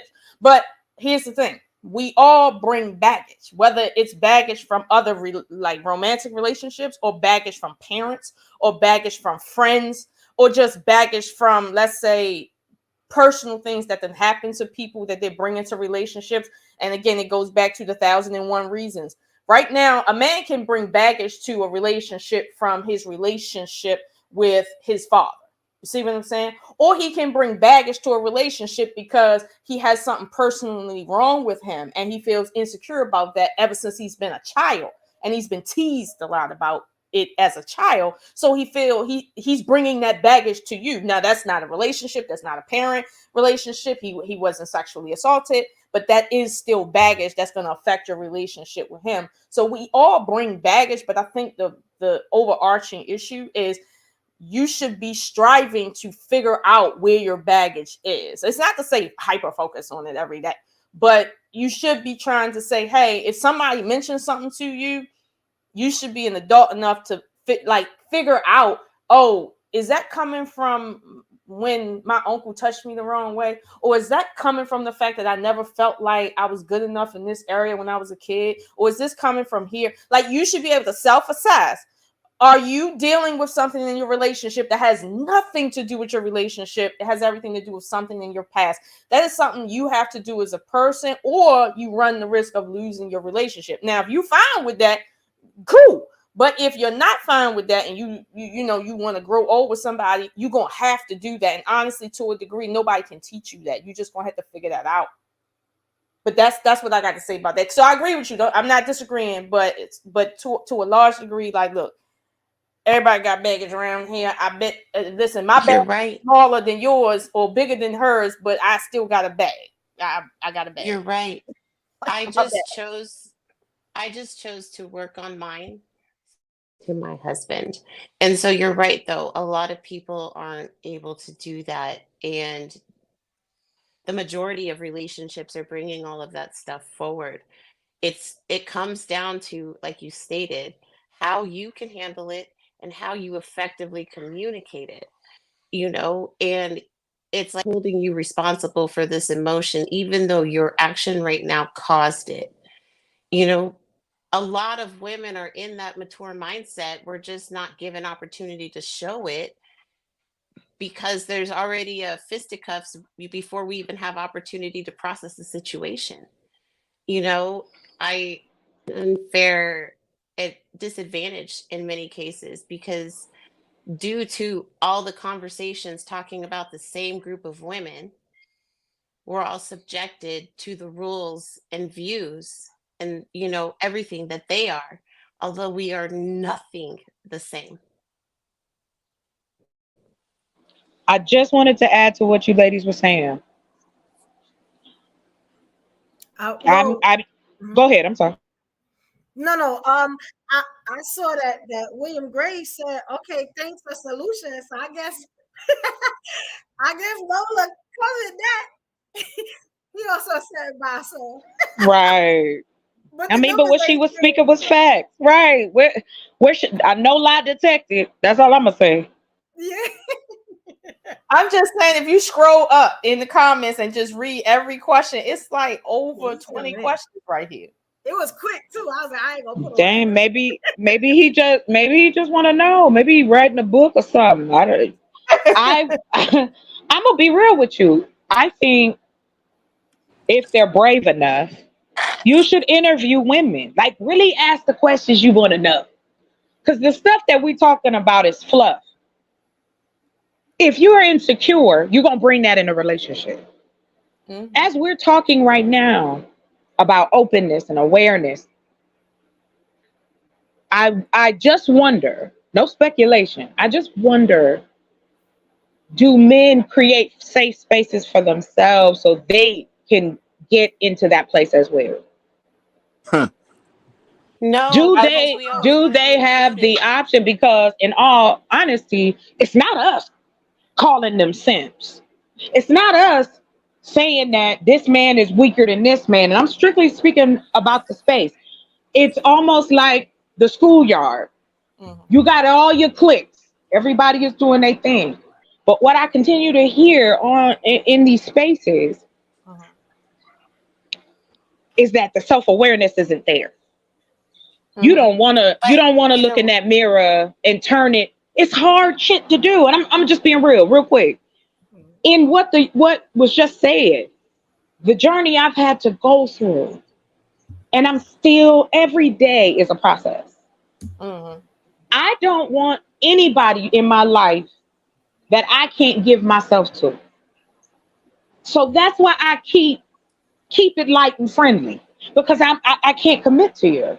But when I say that and let you know, then it becomes a game for you, because then you try to do everything you can to opposite what I'm saying until I completely cut you out my life.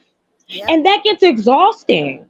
That gets exhausting as hell, because it's like, bro, you got some stuff you need to work on. You don't even want to be honest about the shit you got to work on. Like, my exes had issues with their parents, just like I had issues with mine. But I can talk about it and honestly know. But that's not what I was getting in return. It was, I'm a man, I'm tough, I don't feel nothing. That gets exhausting. But you know, a lot of men King also operate that way because a lot of men really have never had that space to really how do I say this? Just have this space to really say or cry or express their feelings. Like, for an example, my husband, when we got married, like, he thanked me because he's never had a safe space, and he's never been able to be vulnerable because he's always had, like, it's always at the cost of something. You know what I mean? So as a man, like, I feel like, well, I can't say as a man because I'm not one, but I feel like men just come from a different set of pressures, and whether they want to admit where they're lacking out loud, when there's men amongst men, they know where they fall on the totem pole. So it's like, until they can admit where they are in their own life and admit that they're not comfortable with their own being as a man, it's always going to be hard on any person that they choose to pursue because they're not happy with themselves first. Well, I heard at the barbershop there's no crying, so I don't. That's what I. Actually, you know what? Can we wait, no, ladies? Let's take the crying. Hold on. I want to say this though, because you asked a question. Do men have spaces that they can go be safe? No, because we feel we need to be there too. We're in their locker rooms. We're in their golf clubs. Well, maybe I'm just saying, we as women make that space for ourselves. Men try to, and then somehow it's seen as evasive and they're hiding something. And it's not to speak to anybody on the panel. Real thing that happens. And so, oh yeah, I agree with you. I agree with you completely. Men are not allowed. We got to quiet. have I want to know. Yeah. But I just want to say, oh yeah, I'm sorry. I'm sorry, baby. No. Real quick. I just want to say, please stop. Let's leave crying off the table, because men, that seems to be a touchy issue. Yes, it is. I do believe this, as it was said earlier. No, it is not. And I know it isn't. And then am I echoing? Do I sound like a robot right now? A little bit. Oh no, I'm sorry. Okay. Anyway, keep it short and sweet. No, they don't. Because this machismo that lives in our men and our society, because it's not just our men who push this bullshit. This, I don't have feelings, this I don't that don't bother me. You're emotional and I'm logical. All of these silly roles that don't exist. Just talk to me. And if you can't talk to me, say that. Hey, listen, I'm dealing with some shit. I don't have no words right now. Okay. And maybe, Lola, maybe I am in that small percentage, because I want to know who you are. I don't want to lay next to a stranger. I can do that any night of the week. It ain't hard. So wouldn't you? So my question would be: wouldn't you want to adapt to learn him instead of making him tell you? Because men by nature are not communicative in that respect. Well, I say this. I'm just saying, this is just, I'm not coming against you. I'm You know, just y'all got a man right a here. different That's perspective. what I was going to say. It's a man right there. Go Wait a ahead. minute, Go let ahead. me My bad. Ironically, you guys were answering the question by not allowing me to speak on it. A lot of times, the focus on whatever's going on is the way that it affects the woman, and a healed guy will be communicative, right? A guy that is not healed, a guy that has not sought counseling or had the wisdom of a gentleman who's further in his journey, like closer to what that guy wants to aspire to be, that's the guy that's shut down. Because the one thing that we know for a fact is if we work hard and show the ability to be a good earner, at a core minimum, we have a chance of attracting a good woman. The rest of the characteristics are the things that are lacking because they haven't received training. So they can get that training by having an older mentor, whether it's even if it's an older gentleman at the job that they work in. It could be they working at a factory and there's an old head at the job site, been married 16 plus years. If the guy is in a healed place, he'll listen. Healed men listen. Absolutely. Well, yes, Absolutely. I agree with you, sir. And Mr. I'm King, very aware. Women Yes, sir. cannot mentor men. Women cannot teach men. And is that right, Mr. King? All right, so it'll sound controversial. Women, I want to know. A woman who's receiving direction from a man could still be effective, right? Like if the child's father wasn't there, but the grandfather was playing an advisory role.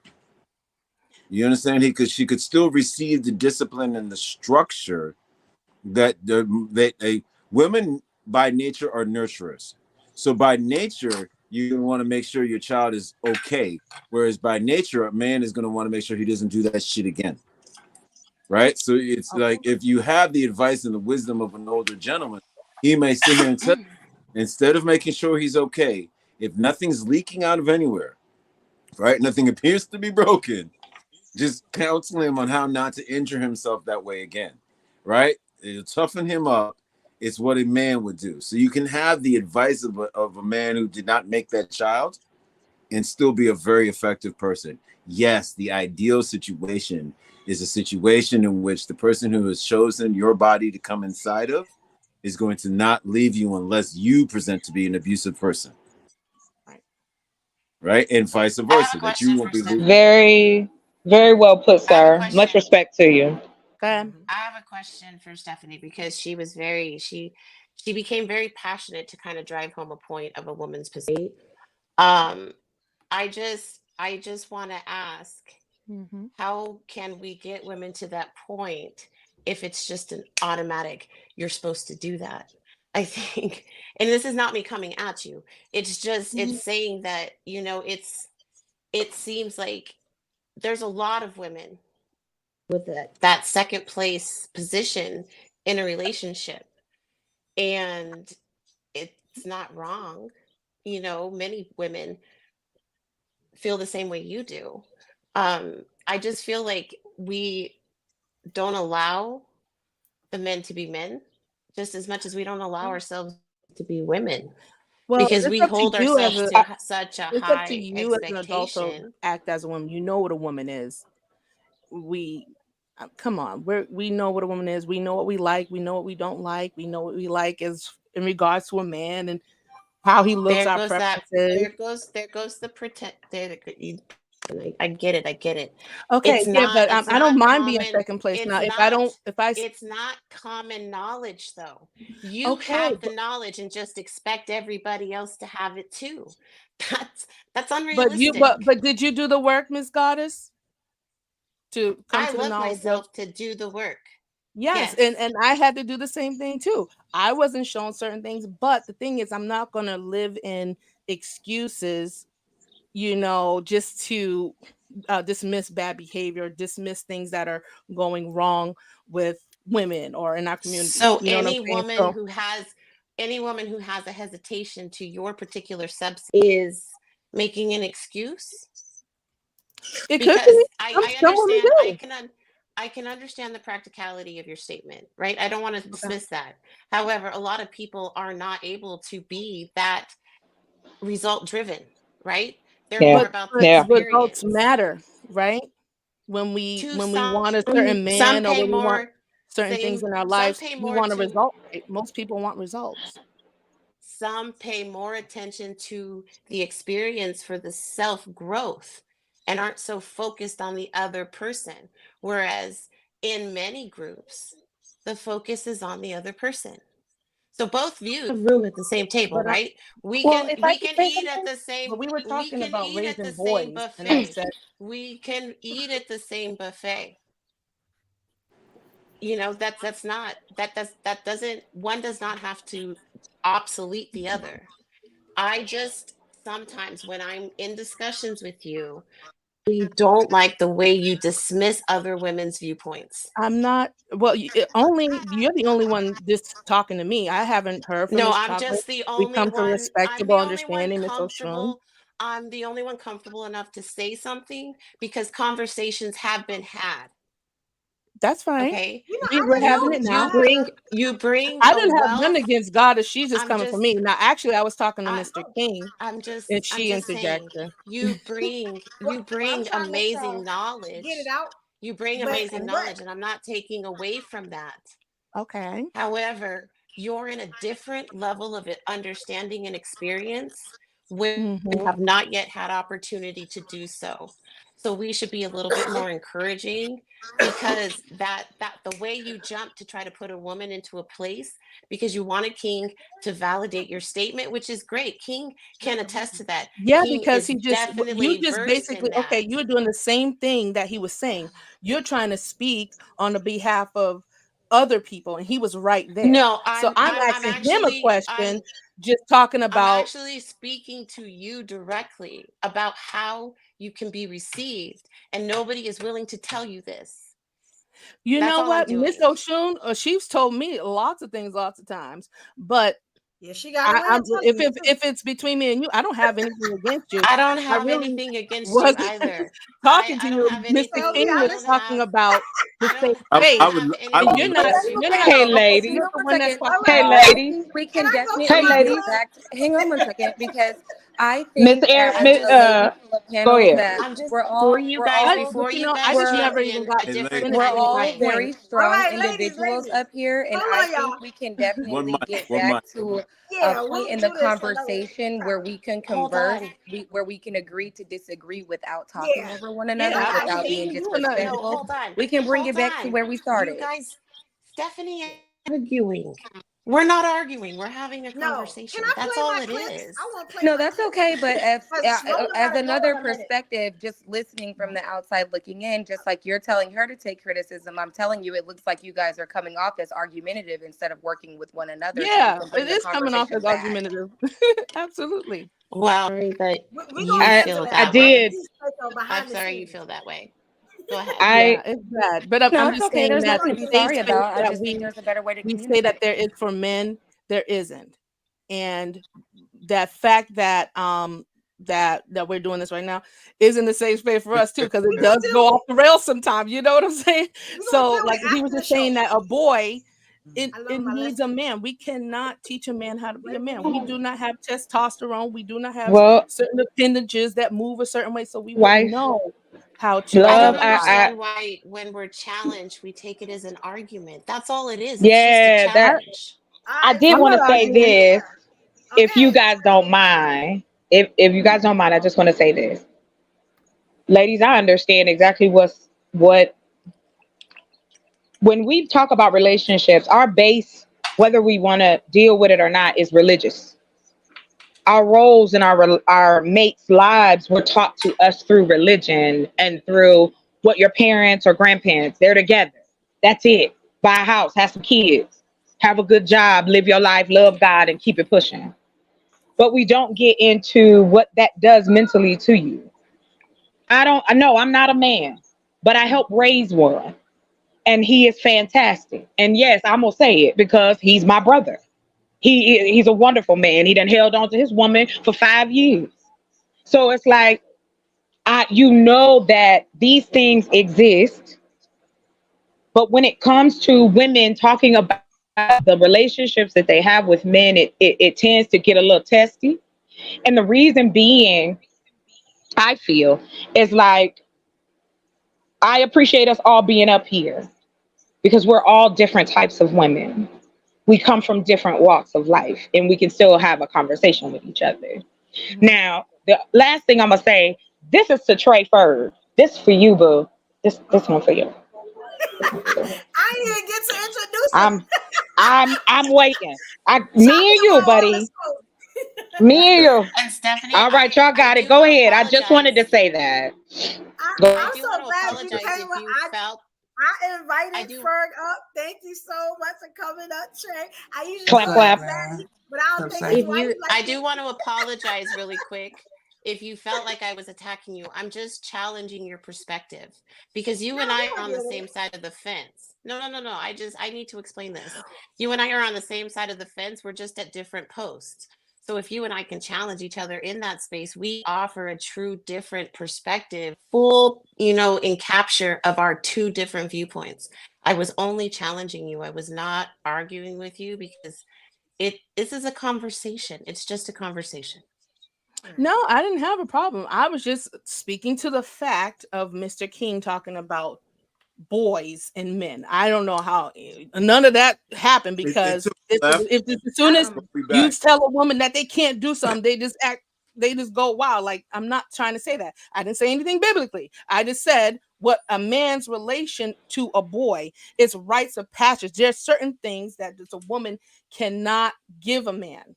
Yes, we do give him the nurture, we give him some insight, but it is limited to on a spectrum. So to get the full spectrum, he needs that masculine energy. He needs the certain ways to move because, like I said, we just aren't men, even though I say that we want to do everything because we think we can, but there's just some things that we just can't do. That's all I was saying. I wasn't trying to argue with anybody. I was just trying to talk to Mr. King about certain things. Because I have sons and I know my limitations because they're getting older and it's not the little cuckoo, come here, sit down, Billy. It ain't that no more. They get, it's like, man, I need some other instruction, they need some other initiation and it can't be by me because they're going to the vital parts of their lives when their bodies are changing and they might have more questions that I probably mostly cannot answer about men, being a boy, navigating the world, how to secure yourself, how to be stable mind. You know what I'm saying? There's like a lot of emotional men out there. And so you both make good points. That's all I was coming from. I'm not trying to argue with Ms. Goddess. That's all.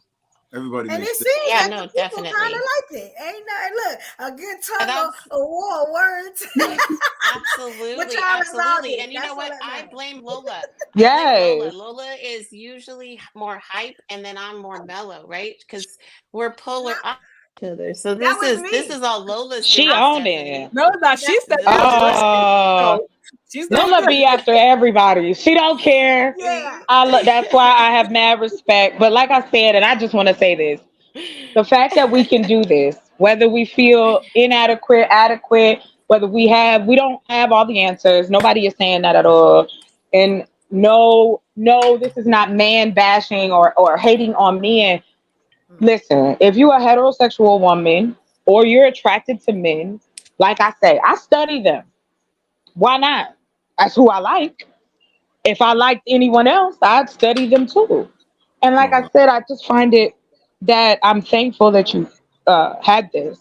Because again, I think those questions of the emotional side, that's fine that you want to go out and go work. Okay? That's fine. You want to bring me your paycheck or whatever you want to do. That's great. But to each woman, that's different. I don't need you to do that. I don't want that. I want you. I don't want your money. I want you. And I seem to run into men who seem to go like their brains start to bubble when I say that. Like, can you just tell me who you are as a person? I don't need that part. Like I go out, I work 12 hours, I ain't home, don't talk to me. You got to do what I say. I'm a man. And that is a lot of the men's attitude out here. And you can't be mad if a woman doesn't want that. Like, I don't want to be married for you to feel like you gonna tell me what to do. That's insane to me. You know what I mean? But that's me. Yeah. You want a soulmate. You want a soulmate, not a father. King, tell me if I'm wrong. You know what, King? I'm gonna say this. I'm a whole listen. savage. Listen, evolution. If I made ice.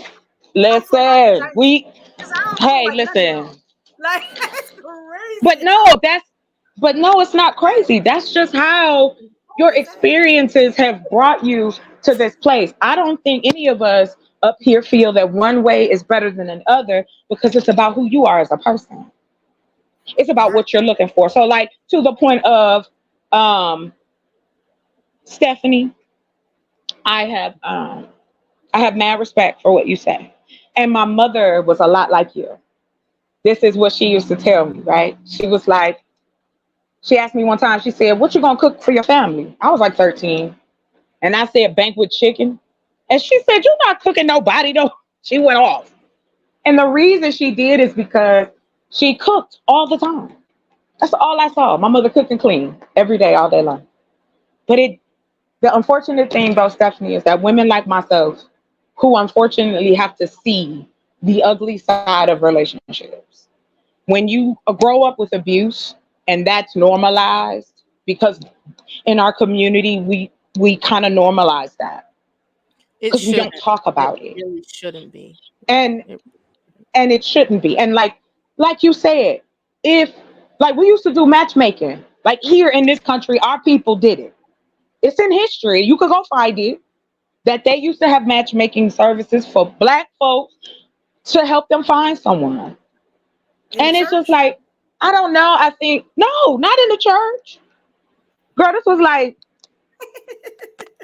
just in the community. I can't remember. Yes, thank you, sir. Good family. Right. Family. Because believe me, right. But this is what I mean, Stephanie. We don't offer the things necessary to create these Black families that we discuss. There's no Black neighborhoods. There's no place that you could go with your kids and your wife and your husband and you feel safe and you know your neighbors. Where is that? That was the church for a lot of Black people, was that solace. So that's why I brought that up. No shade at you, Stephanie. I was just saying that our relationship has foundations in religion. And we have to understand that there's a difference with that. If you want to do what the Bible say, by all means, hats off to you. You want to do what the Quran says in a relationship, hats off to you. I think where us as women in this space and men in this space having this conversation, we always feel like we're ready to go to war with one another. And that's not the case. I just want to know, why can't we go a little further? And then I'm done after I ask Trey free one question. Hey, Trey. Yeah, I want Trey to say something. Sorry, Trey. Yeah. Why? Yes. Why did you say that men do have spaces, but women need to like I'm paraphrasing what you wrote. I would love for you to expand on that, because you're saying there is spaces and us women need to stay out of it. And I'm a little, not to say I know Chocolate's not cheating on me. Get out of here. Go on, answer that question. That's the question I was going to ask Chocolate, but anyways, let's go ahead. Well, hello, ladies. How y'all doing today? Okay, look at all these Hi, how you doing? He brought his brother. Y'all looking lovely as ever. And of course, us men are looking as ugly as ever. That's just who we are. I don't know exactly, I'm going to comment on what the statement I made. There are places, and I heard someone mention the barbershop. And this is a different time in the barbershop. Guys are a little bit more in their soft boy era. So also basketball courts, pool halls where we used to go pretty much as men and, have a beer or two and talk about whatever issues we may have been having, not just in relationships, but with the job or things that we're trying to figure out, our next move and things. There was a time when men could talk each other off the cliff. Regardless of what the woman would do, we would, hey man, just from my own experience, I experienced the heartbreak, I would say, probably my junior year in high school. That is not heartbreak. Okay. Well, what I'm saying is we was doing too much and she sort of turned shit. But, and the one that she's a child, I hope. Of course, I was a child too, but I was in my feelings. She was giving me too much cake and I was eating all that shit. A lot of these men be saying that women ain't SHIT because of what they went through in high school. Meanwhile, the girl in high school was 14. Hold up. And what I didn't say that affected my life. That was a part of me growing up and understanding the dynamics even more of women. I had 6 women in my house, 5 sisters. That's the effect, though. And my father. Now, the person that helped me understand that was my mother, because when she saw me in this state, she was the first one to say, "Stop your bitch ass crying. You ain't gonna be crying over no woman." So, okay. But she also taught me how to love and respect women just because. Not kiss no ass, not take no woman just trying to stomp all over me. Right. But automatically coming out the gate, even, and some I've had communications with some of you all, I don't have to refer to a woman as a B. I don't look at it as a woman that's always going to hurt and all of this. But I do speak on the behavior. That's what I held myself to. If you treated me a certain way, I dismissed you. I didn't argue. I didn't ask you why you treat me like that. Your number was deleted. You were blocked. I see you out. Hello, how you doing? If not, whatever. It wasn't a big deal. It's too many of y'all to complain about this. Now, for me, when I was men, unfortunately, we seem to forget that we all have some of the same upbringings, in a sense. You can talk about the last 30 years. Everybody's house was fucking in disarray. Y'all got brothers. Y'all seen y'all cousins. Y'all see the men in y'all family on some bullshit, and they see the women on some bullshit. And y'all sit around and listen to these girl, men ain't shit, girl, women ain't shit. That's just what happened. Now, the trick is, how can you look at yourself and say, okay, despite my behaviors, how can I make them better? I can't go with the crowd if I want something specifically made for me. And that goes on both sides. Even men, I know dudes that always women ain't shit, but yet, man, where the women at? Man, but it goes both ways though. Women do the same thing. Men ain't shit, where the men at? So how can you, especially going forward today, it's a very unique place, because now I don't know where y'all live at in the country. 5 years ago, 10 years ago, we couldn't talk about these things across the country. It was on your own little clique. So all the men ain't shit in your city, but you never been to New York. You never been to California. You never been to certain place. All the women ain't shit. So I think this is a unique space for everybody to sort of just expand outside of that. Now, for me, this is why I tell the guys, in our lives, we're going to meet 3 of y'all that's worth marrying. The first 2, we ain't ready. We're going to fuck around on y'all. I'm going to tell y'all that. The first 2 going to get it. Now, that third one, when we all get to that age of reasoning, because women do the same thing, when y'all get to about 40, 38, 40, 35 and over, fuck that. You lose 200 pounds because you start fucking with the nigga that can bring you down for 15 years. That's 200. Now you're going into a different mindset. Now you're looking at yourself as more valuable. That's great for yourself. However, you got to think about the opposite sex. And the nature of man has not changed in 2,000 years. Yes, so, we know. But that's the way. I don't know. These new men, the new ages, are definitely showing that there's a change now. Yeah. Oh yeah, honey. Listen, all it is just a different way to do it. It's just a different message. But a lot of the behaviors, a lot of the men behaviors were taught to them when they were young boys. And that's the thing. So. But Trey, that's what we try to say. We say that, and y'all don't give us a pass. When we tell y'all the reason why we stay away from y'all or we may be chill, that part y'all don't like to talk about. you'll say, and I've heard you, Trey. You've named of all them places. Who going out here to the pool hall? Who going? I mean, it is about, at this point in time, we in a totally different era of life where the majority of what we do is online. So how am I supposed to meet Mr. Goody Pants at the pool hall? But I mean, like, but that's what I'm saying. Hold on, hear me out. I'm sorry I did. I interrupted you and I apologize for that. But I do want to say this to you. I've heard you say things like that before, like women are coming into men's spaces and trying to do something different. And that is not true. On this panel, you can count how many of us actually have a channel that men come to. Because the majority of the time it's men coming to our channels. But then when we try to tell y'all some real shit, then it's, well, that's an outlier or you an anomaly. No, I'm not. I'm a woman that would have loved to be, if it was up to me, I'd have married straight out of high school.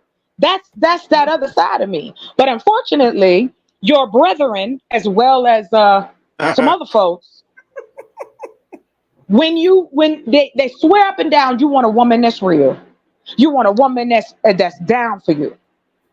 But when we show you that, when we down for y'all, I would like for other men, like y'all said, they need mentors. They need this. Call these dudes out. They don't listen to us. Call them out. They out here fucking up. I'm just being real with it. Right. No, And men are not calling out other black men to do right by women. I don't hear that, see that nowhere. And all we talk about is young people. Who the fuck on here is young? Everybody in their 30s and 40s and 50s. We know we were young ones. So we know. Dad, King, what you gonna say? You might be able to help. I want to say this. I definitely is not a shameless plug for my page, but my Instagram page is the same as my room. If I am a guy that's constantly checking guys on bullshit, all right. So, but here's what I want to encourage everybody. I would love to see the moms who have to figure out how to make their boys into men, and the moms who still have an active father in their life. Let your child be involved in the community. Okay, put your child in situations where he has to show care for somebody else without an orgasm or money in exchange. It's a good character building reference. Oh yes, excellent. I'm on it. I'm following you right now. When that person grows up, a woman's going to be able to sense his leadership abilities because he would have recently practiced them. The problem is we have men who want the job of being leaders without having shit on their resume. And the only why they think that's going to work is because too many of you all allow it. Too many of you guys are doing things for a guy who doesn't have shit on his resume because you believe in the future. So it encourages fuckboy behavior.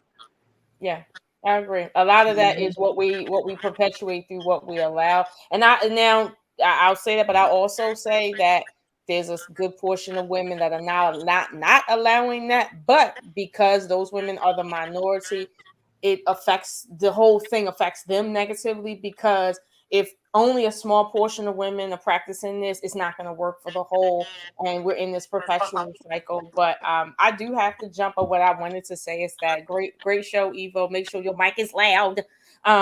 Yes. Oh, wait, Queen, before you go, I want you to shout out where they can find you at, where they can subscribe. I just want to say, I'm gonna make this real quick.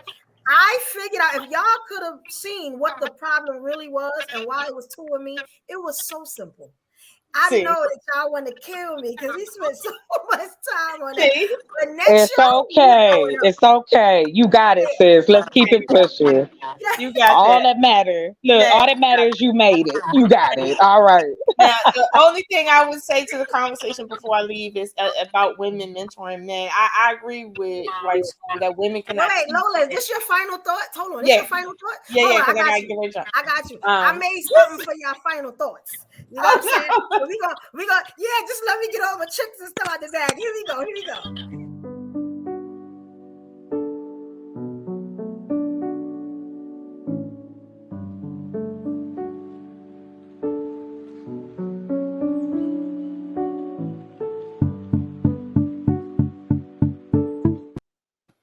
I like that. Wasn't that cute? We call our final thoughts, dear ladies. Dear so ladies. We all came up with that. So go ahead, Lola.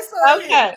So final thoughts for me, anyway, dear ladies, as women, they are right. We cannot teach them how to be men. However, the safe space that we are responsible for giving them is within our own lives, personally first, and to a degree publicly. I am a safe space for my father first, then the men in my life, my children and my brothers and nephews. They can cry with me because I'm also going to tell them you only cry in front of me in private, not in public. But that's why. As far as men in public, like Trey Ferg and them, they get a certain level of respect from me. In terms of like sometimes there's panels I don't go up because it's a bunch of men talking about man stuff. I stay in the comment and talk my shit. But at the end of the day, I don't come up on your panels. I leave you alone. But I think men are right. There's some spaces we do need to stay out of because it's just not necessary for us to be in it. Don't get me wrong. There's some spaces where we can, and there's co-mingling and stuff, but most of the time it's not. And I think that's where we will probably need to draw the line. But this is why this show is so great because, it's for ladies, so we can come up here and do stuff. But I do wholeheartedly agree with that. And I think there's truth on both sides, but concretely, yeah. We can't teach men anything, but we can influence and be that safe space. But that's it. My responsibility is not to do more than that. I'm just giving you a safe space, and that's it. Trey Ferg, wipe that smirk off your face because I ain't doing more than that. Okay. Good night. Good night. Good night, love. And I just want to go on record and say with Lola leaving, I will do my best to stay on my best behavior. Never. I Never. Can I add this to what Lola said? She stated that women can't teach men anything, which is correct and wrong at the same time. Women can start with young boys by teaching them the importance of what is it called? Being domesticated, meaning teach your sons how to clean their fucking rooms up, their little nasty ass rooms. Teach your sons how to take a bath and not always a shower. Get that old weak dirt off their cheeks. Sit in that water, in the warm water. It relaxes your muscles. Teach them how to wash their hair. Teach them how to wash dishes. Teach them how to do things that will help them be independent and self-sufficient to move out of y'all house or apartment as soon as possible.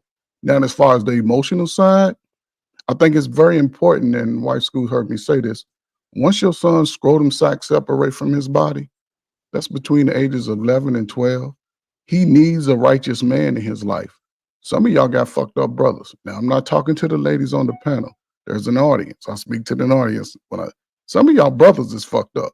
Don't let your son hang around with your brother. He gonna fucking turn your son out. He gonna get him high, get him drunk, get him some cheeks. He might even try to take his cheeks because this is a new day in the man. So just be careful on who you let around your sons as men because those are influences whether you see it or not. So, and listen, try to step away from if his father broke your heart. Giving your son to the father, he's going to protect your son with his life. He's going to give your son another side. Now, if he's a toxic man and he's always speaking bad about women, maybe he's not the one. There has to be somebody, an uncle, cousin, even the dude that keep cutting his grass every 2 days down the street could be a guy that you can at least just let him go talk to. And he can come to your house, sit on your porch. But a boy today needs a balance of information. He needs to understand that he can't bring that same energy that he does with girls around other men. Because So, other sir, men, yes, sir. if I may, I'd like to challenge you just a little bit. What you're saying, there's true validation in what you're saying, right? As a woman, I should never try to teach a man character. And what you're speaking on is really attuned to character. However, I do feel you give me as a woman a small disservice, because even as a grown man, there's much I can teach you. I can teach you a different way to love. I can teach you a different way that a woman can protect a man. I can show you a different way that I can cater to you. I can show you a different level of protection that you have never seen before. So to say that I can't teach you is really unfair. Although in your basic premise, you're right. You're right. I'm not arguing that. I'm just saying, if you have never seen it and I show you that, by definition, sir, that makes me a teacher. Okay, but I didn't make that original statement. No, I was just responding to I was it. just adding to what you stated. But here's the thing, though. Here's the thing. As a mother, you can't do it. You can show him how to be chivalrous, show him what it means to open up a door, pull out a chair, you know, those type of things. But here's the catch. My mother, because she did a good job with me. So, but I was getting ready. Thank you for saying so. Trey, please, I can't tell you how to talk, sir, but that is not a fact. Okay. I raised my brother, and it is like God has said, it's a disservice to us when you make it seem like, now in one breath you saying for us to stay out of the spaces that men are in. I'm still trying to figure out where that's at. And then two, now we can't teach men nothing, but except if they're boys. That's not true. I will say it's more natural for a man to give that information to a boy. It's going to take twice the amount of work for a woman to be able to do something that might be natural for a man to do. But I guess I'm influenced, and this is where guys say I'm pandering. So, oh well. But I know a lot of super women. I know a lot of melanated super women, and they put you in the church, they put you in sports, they put you in activities where there are male influences to offset the things that they don't shine at and their best. I think the guys, when they say that women can't do it, they're oftentimes referencing the kind of women they never should have came inside of. If I can add a point into that, I agree with you, King. Go ahead. I'm sorry. Oh, it's okay.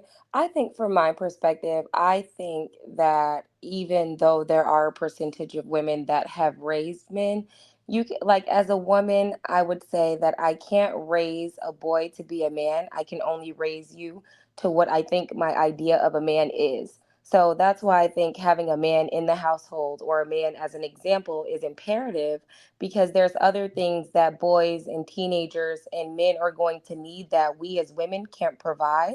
And sometimes that's why a lot of men are lost, because they've only had women examples and they haven't had any men to look up to. Like, if that makes sense. So they can only go based off of what they're learning now in their late 20s, early 30s. And we looking at them like, damn, why you ain't got it together? You know what I mean? And you know, we always carry the conversation in the man and the woman, right? There's never the conversation of both, because where a father oh no, it's vice versa for me, because like, you know, my husband can't teach my daughters to be women. He can teach them to be like, you know, young ladies, or what he thinks a woman should be, but he can't ultimately teach them how to be women. I think it goes both ways. Now, just to slam that, just to kind of add on to it, I get what y'all saying, but again, I'm gonna bring a different perspective, because we are out here. I know I'm a single woman with no children who raised their brother and sister. It's a lot of us out here. We a different breed. I know that. Yes. Yes. I was trying to cut you. What makes your situation unique, and women that are like you, is that you're coming with an unbiased mindset, because you're looking at the child as a whole. See what I'm saying? You're not making excuses for children that are yours. You're saying, hey, there's certain things you must do as a young man and a young woman. You're coming to that minds, to these spaces with them unbiased. And unfortunately, a lot of us biased towards our children. My baby is a good baby, and it's the only dude out here wreaking havoc in the community. My baby is a good baby, but your daughter ain't even going to school. And I'm just saying it can be vice versa. It can be vice versa. I think, I agree with you on that. So that's a smaller community. Now, my brother, he spoke about the women that have been influenced during his family. Now, here's the difference. And then I can go back to the 60s and 70s. Women who had single families then, all of them damn boys were 6'9", big ass feet. They put the children first at all costs. They put the expectation on the child. They didn't allow the child, they didn't make excuses for their child. And they understood that they wasn't I can be a mother and a father. No. They understand I got a big ass brother that can come over and whoop your ass. See, your mama didn't care about your feelings and shit. See, this new feeling shit is what's fucking the man up, because once I step outside of my house, I can't worry about my damn feelings. It's a whole dynamic where the men, especially African-American men, all of our numbers have been high as far as unemployment rates for the most part. We've had some of the highest, right? They getting even higher because at one time, brothers was trying to get in those damn spaces they wouldn't let us in. Now brothers looking at that shit and saying, I ain't gonna do that shit. That shit too hard. I ain't gonna do that shit. I'd rather be online talking shit. Black folk, we number one in the world at probably talking shit. We got that on lock. We can talk shit in 5 different languages. That's true. Yes, But we not acting on the shit. That's the problem. And listen, that's why I say it has nothing to do with women to me, because as a man, always been attracted to the sister, didn't like no other race of woman but a sister, burnt Amen. black, blue to high yellow, whatever. I understand the behavior, and I don't deal with the behavior as it pertains to me. But as a man, I say this, as far as us, this is our greatest time because we're able to start seeing spaces we couldn't see before. The shift is coming, y'all. I don't know how many of y'all paying attention. These companies that moved out of America to get away from us young Gen Xers, when we was coming out of high school with all these skilled trades, they said, no, we ain't gonna let y'all get these jobs. They shipped that shit overseas. Guess what? They coming back to They coming back to America, and they get ready to give them to the new ninjas, because we get ready to be a lost tribe for real. People ain't gonna have their high price apartments, and it's gonna take the men and the women from age 21 to 61 to find a way to work this shit out together. But I just have to push back, Trey. I think that we we dumb it down. Y'all do yourselves a disservice by dumbing it down. It's like left or right. It's almost like y'all don't have nothing in between, and that's not true. There are talented, smart men, funny men who are scientists and built shit and created things. There are Black men who have done so many wonderful things in our society. However, we don't see it because the opportunities aren't created. We don't have shows on TV. We don't have cartoons. We don't have movies. We don't have any of the things that are needed to see examples of what a good relationship look like. I have no issue with what you say, other than the fact that it makes it sound like, and this is just what I feel when I hear you. It almost is like you don't want to blame us, but you're blaming us. And it's like, oh, well, I'm talking about. Why can't and we that's make the fine. change we want to see? Who's us? Who am I Okay. blaming? No, who I'm Okay. asking. I'm blaming. You said I'm blaming. He said that we live in the greatest time. We're in the age of digital. We can make our own cartoons, go to Fiverr, pay somebody. That's what I'm saying, $200 to right? make. So but the thing is, you're saying that he said that it's not. But we know that. But I'm saying most things. But we do have access, but it's not happening, and that's where it is. The access is there. Our children need to see. If we always talking about kids, but if you look at television, if you look at what they look at, it has nothing to do with the things that we talk about. Because that's Okay, what we we're are. in charge of what our children consume. If we're Yes, not I writing them, if understand. we're not reading, if we're not being up on things, like he just said, a lot of people aren't aware. There are companies that are bidding against single women all over in America and it's already predicted by statistics that most women will be childless and single by the year 2030 to 45. And so like people already know about us. People already know about how we moving. So the fact that we're not being aware of that puts us at a detriment already. We're already in the hole, and it's going to I'm put us just deeper in the saying. hole. But I it's understand what you're saying. It has that, but what I'm talking about is we don't have representation of what it looks like to be in a positive. We could. Because Yes. we said we talked bad about it. Like we said, the 50-year people reaching 50 years, even though it was bad or ups and downs. We ain't gonna say bad. We're gonna say ups 22 and years downs. right here. They had the staying power of exemplifying how you can stay in a marriage. Okay, we don't have staying power because everybody want to leave. Nobody want to be the example because we just too busy. Like, I ain't gonna be staying around if I ain't happy. Well, you gotta choose somebody that's reputable, that has a name, that is doing something good. You know what I'm saying? And so you got hold on. I spent so much time looking out and placing blame at everybody else's feet. I was the only common denominator in my problem. So I have to fix me if I want to be different. Right. And so if I am looking for change, that is up to me to be that change. I am not held to a standard that was created before I was born. If I want to be a woman who is fluid with my man, I need to learn my man, and I also need to learn myself. It needs to be a yin and a yang. It can't just be what I say, and it can't just be what he says. It's a mutual respect. And if I come up with roadblocks, you know what? Just sign me up for failure because I've set him up for failure. Well, no, and I don't disagree. No, you're fine. Please don't apologize. And also to you, Stephanie, I'm not arguing in that stance. What I'm saying is, yes, I am fighting to be the change I want to see. Right. That's why I'm always trying to do if I'm going to say something, if I'm going to be involved, I'm involved. And what I'm saying at all point is this. Everything we talked about, yes, tangible things, how you act, what you looking like, so on and so forth. But to me, we are doing a disservice to all of us, men and women both.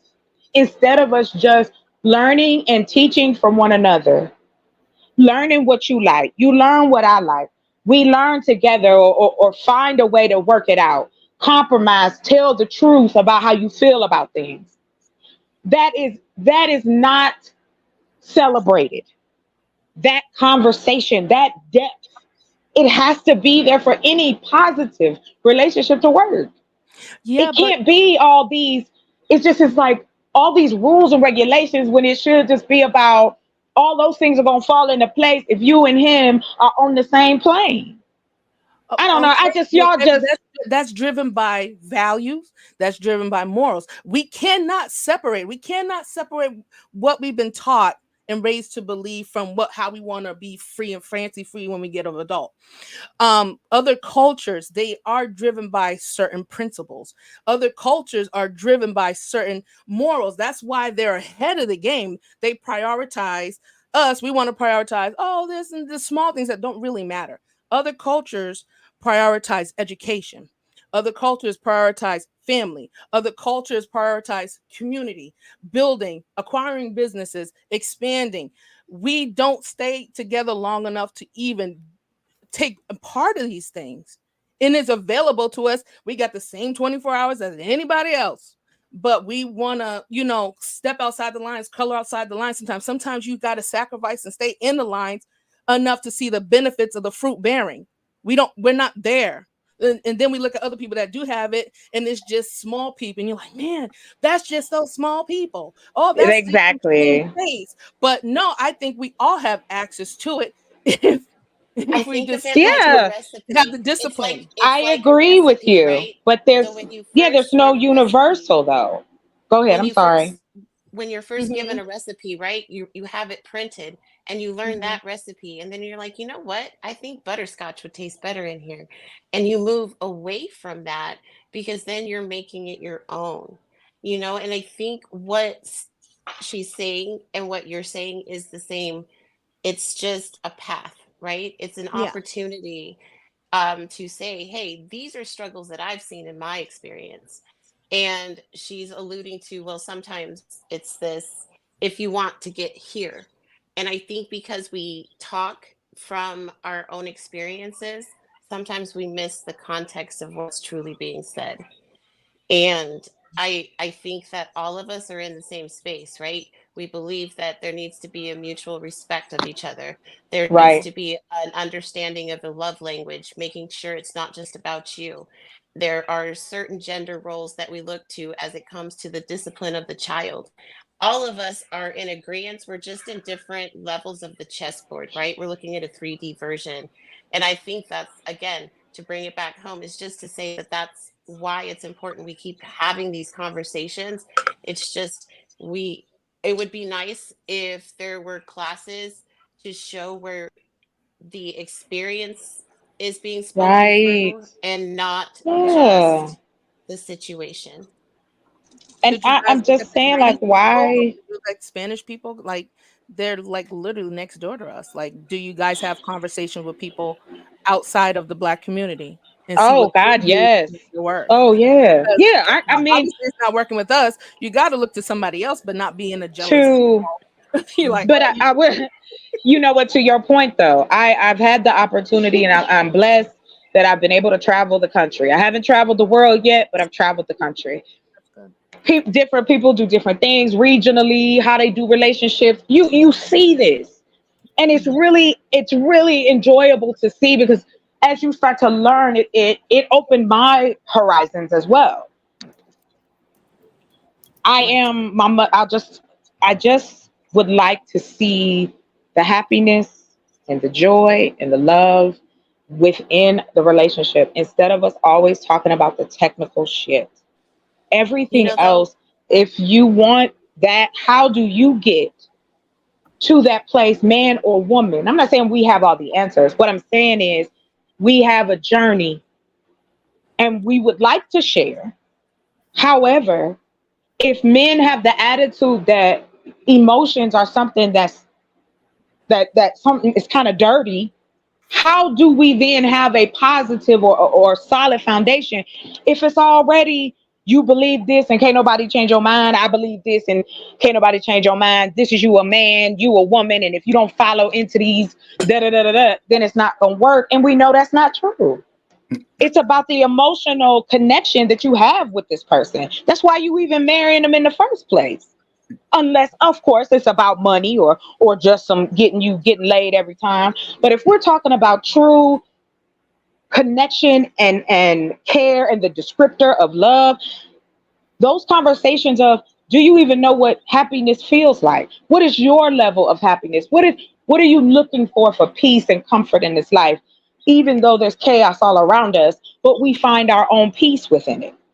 That's where I'm going with it. It has nothing to do with, women being placed in different. That's not it. Our relationship skills with each other is not good. Can I ask period and point blank? And I'm done. Go ahead, you got it. For everybody here, even in the chat, that saw and had an opportunity to experience a grandmother and grandfather, how many of y'all saw your grandfather cry outside of his wife really passed? Yeah, my grandfather was a gangster. So was my father. Yeah, outside his wife or somebody passing or something like that.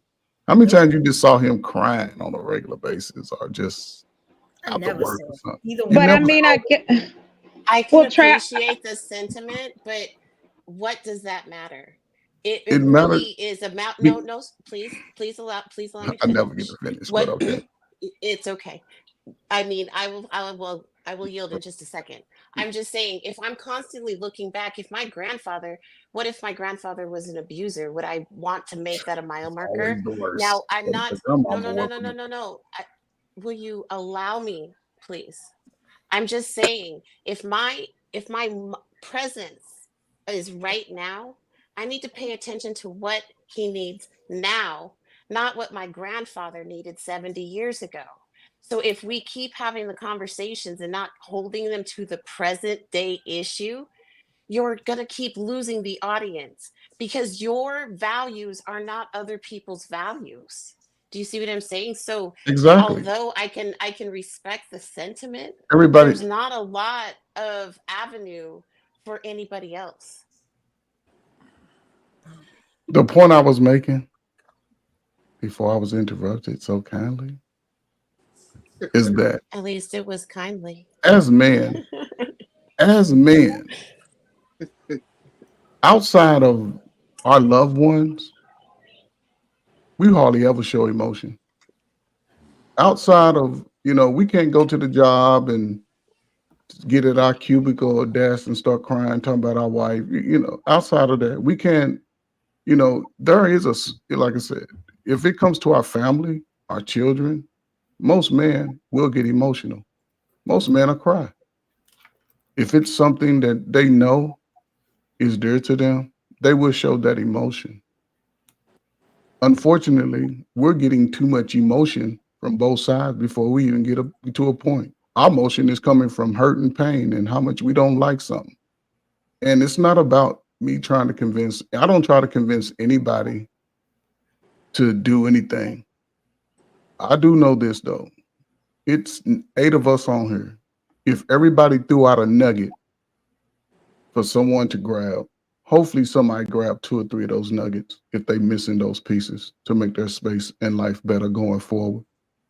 That's the thing, because we all evolve. Shout out to evolution.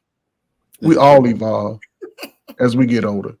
And it comes within decades. For women, it's in the decades. For men, it's every 4 years. And as most of us are now in our adult, and I say it all the time, no, I'm not jabbing at anybody, in our adult crack every years, we are dealing with that hurt and pain and emotion that we experienced as children, as adults. And the only reason I bring up some of our past is because those morals and values that brought us through the end of slavery, Jim Crow, the civil rights movement, those things kept the community moving forward. Those things kept us. Grandmama understood her role, wife understood her role, husband understood his role, children understood their role. That's why you could look back at that time and say, hey, how did all these people with no education coming out of slavery invent all this damn shit? And how's it that we've been going to fucking public school for 75 years and we dumb as hell? Because they wanted it that way. They wanted it that way. Well, if we wanted, no, they did. Hold on, did you say we? No, I said they wanted it that way. You know that it was engineered to keep us from not knowing anything. It's been engineered since we've been over here. Okay, so why are we pretending like we can't make any changes if we are aware that there has been engineered and set up to do the things that they do, especially with us, because again, they widened that gap between us. Let's not pretend like our journey. But listen, the journey way they were able to widen it is because, listen, it's more of you all than us. By 1 million, sir. By 1 million. That's it. Between men and women, I think 2. For every one of us, for every one of you all, it's 10. For every one of us, it's 10 of you all. Bullet points. We always argue the same bullet points. How has that been effective? How has what been effective? I don't even get to finish my point. We go ahead, Trey. Let that man finish, y'all. Ladies, the same things all the time. Hey, ladies, respectfully. These conversations are so repetitive. Yeah, wait, let him finish, guys. You gotta let that man speak, though. Yeah, let him finish. Let this be that one. Let's start by making this the safe space for everybody to be able to speak. And I'm saying this. It's not about, again, who's right or who's wrong. Who is willing to take the stand where they are now to say, I want my space better for me going forward, my children, my slow ass grandchildren, and everybody after them. Who's willing to be that one in your families when you go around your Friday night get-togethers with all your cousins and everybody, and you got all your hairs did and your nails is did, and you talking about how you taking all that money? Who's gonna be the one that stand up, that's willing to get that backlash? Who's gonna do that? Who's gonna tell them to stop smoking weed in front of the kids? It's 21 hours. Who's going to be that person? Because it starts with each individual's home and each individual's mindset, is all I'm saying. But the thing about it is we're not going to change. There are always going to be people who do those type of things. We're talking about the present now. I apologize, King. I didn't hear you. Go ahead, baby. I had a delay. Go ahead. I want to say this really quick because I've never met a woman that got pregnant without a man. So fellas, here's what I think that we can do to start to change the tide. We've got to stop finding things first that the ladies can do and take the leadership in what we can do. I do agree there are several things that ladies can change. But one of the things that guys can proactively do is we can stop putting semen in people inside of people who are not taking our last name. We can stop putting our semen in people who have already not shown the ability to follow our leadership. That will hurt. Then you don't have to worry about telling her to stop smoking weed in front of the kids because you don't have kids for her to smoke weed in front of her. Yeah. You know what I'm saying? Brother, here's the thing. That's it. Right now, we all know guys who come inside of a girl to keep the woman. He doesn't even have genuine intent for what he wants to do with the rest of her. He's trying to possess her womb in an attempt to possess her. So as long as there are savage men out there, it's hard to sit there and tell the women what the fuck they're supposed to do to keep themselves safe. But brother, you proving my point. Men are holding men accountable. It wasn't a space like this before. Listen, hold on. I'm calling. If we grew up in the same neighborhood, we experienced the same BS.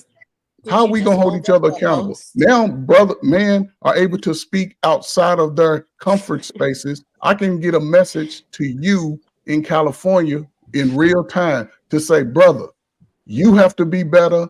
You can move better. Don't get a woman pregnant. I've been saying this since I've been in this space. If you be a fool to get a woman pregnant today out of wedlock, your ass will be broke. Your ass not even about having sex. It's not even about having children. You should be preaching. You shouldn't even be having sex. It's about teaching. You need to be more conservative with your body in the first place, because if you're going to be other women, that's what the women have to understand from other women. But also with the men too, because the men are not picky with the women that they're choosing to have sexual encounters with, and then they complaining more about the women than the women are the men. So how? Listen, I can understand that. Just trying to work the women so they can get a little bit of sex out of them, and then once you get the sex and realize these people are getting pregnant and having common, babies at 35 and 40. Oh man, make it make sense. If you 20, 21, because they having sex, that's it. Exactly. Point blank. Everybody's having unprotected sex. Okay, so I mean, but that's how we got the people here that we do. If you don't, ain't no people be made. But it's the there are truth. people, and there are lots of mistakes too. So exactly, and hold the on, whole conversation is to find solutions on how we can teach people that's what we're giving better. solutions. And I think a part of a solution that I would like to bring to the table is to start preaching to our younger generations, or even the generations that we're sitting in and older. Stop having frivolous sex. That's where we can start. Right. Everybody likes to jump into relationships because they want to have sex, and then once the money's gone, the thrill is gone, then you realize you have nothing in common, but you have these kids, and now you have nothing else to do with these kids. We need to start at the root of the problem. The root isn't that people are talking to one another. It's the fact that you're choosing to sleep with one another before you know one another. And then when you look up, you got all these babies, no goals, nothing in common, and nowhere to fucking lead these babies. For real. Hey, I agree. You get what I'm saying? I'm a huge. And this is the thing. This stuff is going to happen more often because we got the Gen Zers now. They don't believe in marriage, and all they want to do is have sex, and they don't even want to be boyfriend and girlfriend no more. So we definitely more often. But that's what I'm saying. To your point, we don't make it sound inviting. The way we talk about relationships, we don't make it sound exciting and inviting. We make it sound like it's some kind of duty, or it's you better do this or you better do that. It makes people feel like, damn, I just Let's get there first. Let's learn how to communicate with each other before we even get to the part of marriage. Because again, everybody's definition of marriage would also be different. But relationships are serious. The hookup culture is the mindset now. And we be like, oh, but we should be whatever. And then we're selfish on top of that. And we're transactional on top of that. But when I get sick or when you lose a chest and you need somebody to be there when you're sick, those are real issues. When you have, you're going through life and you're paying the bills, those are real issues. Real relationships are boring in a sense because it's monotonous. No.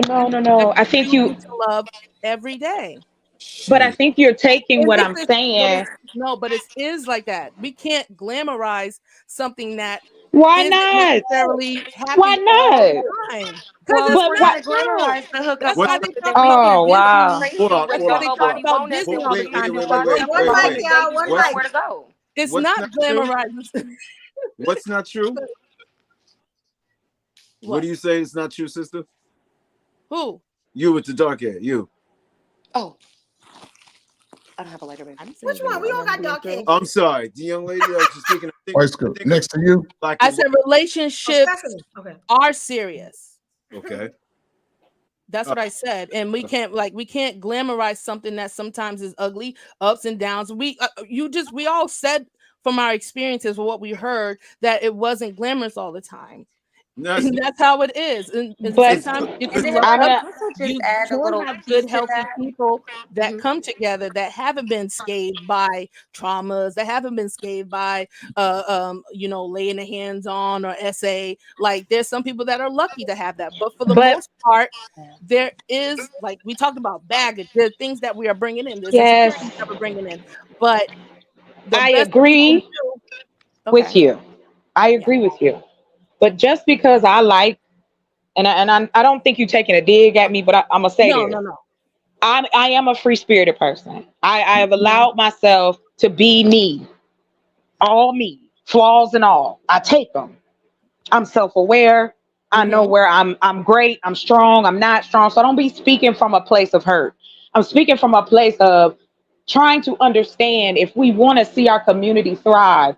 There are certain things that have to happen in that place. Right. We know that there is a dynamic that has to go. How am I? And I'm gonna play this real quick. So me and my husband, we young. We here. Rent is crazy. Housing is crazy. Food is crazy. Gas is crazy. The whole nine. Hell yeah, it's expensive to have a child. That's why people are not signing up. They charge you almost 30, 60 G's just to have your baby in the hospital and then kick your ass out. So it's just like, you gonna charge me, I gotta pay. Yes, children are a blessing. But what I'm saying is the reason why we continue to copy the same shit is because, again, we have to have the conversation of be who you are. Find out who you are. Love yourself before you decide to get in somebody's life. And just because there's happiness there, and that's what I'm just saying, I'm a land on this. When you were talking about it, hold on. When you are trying, oh, that's me. Let me mute. I don't know why.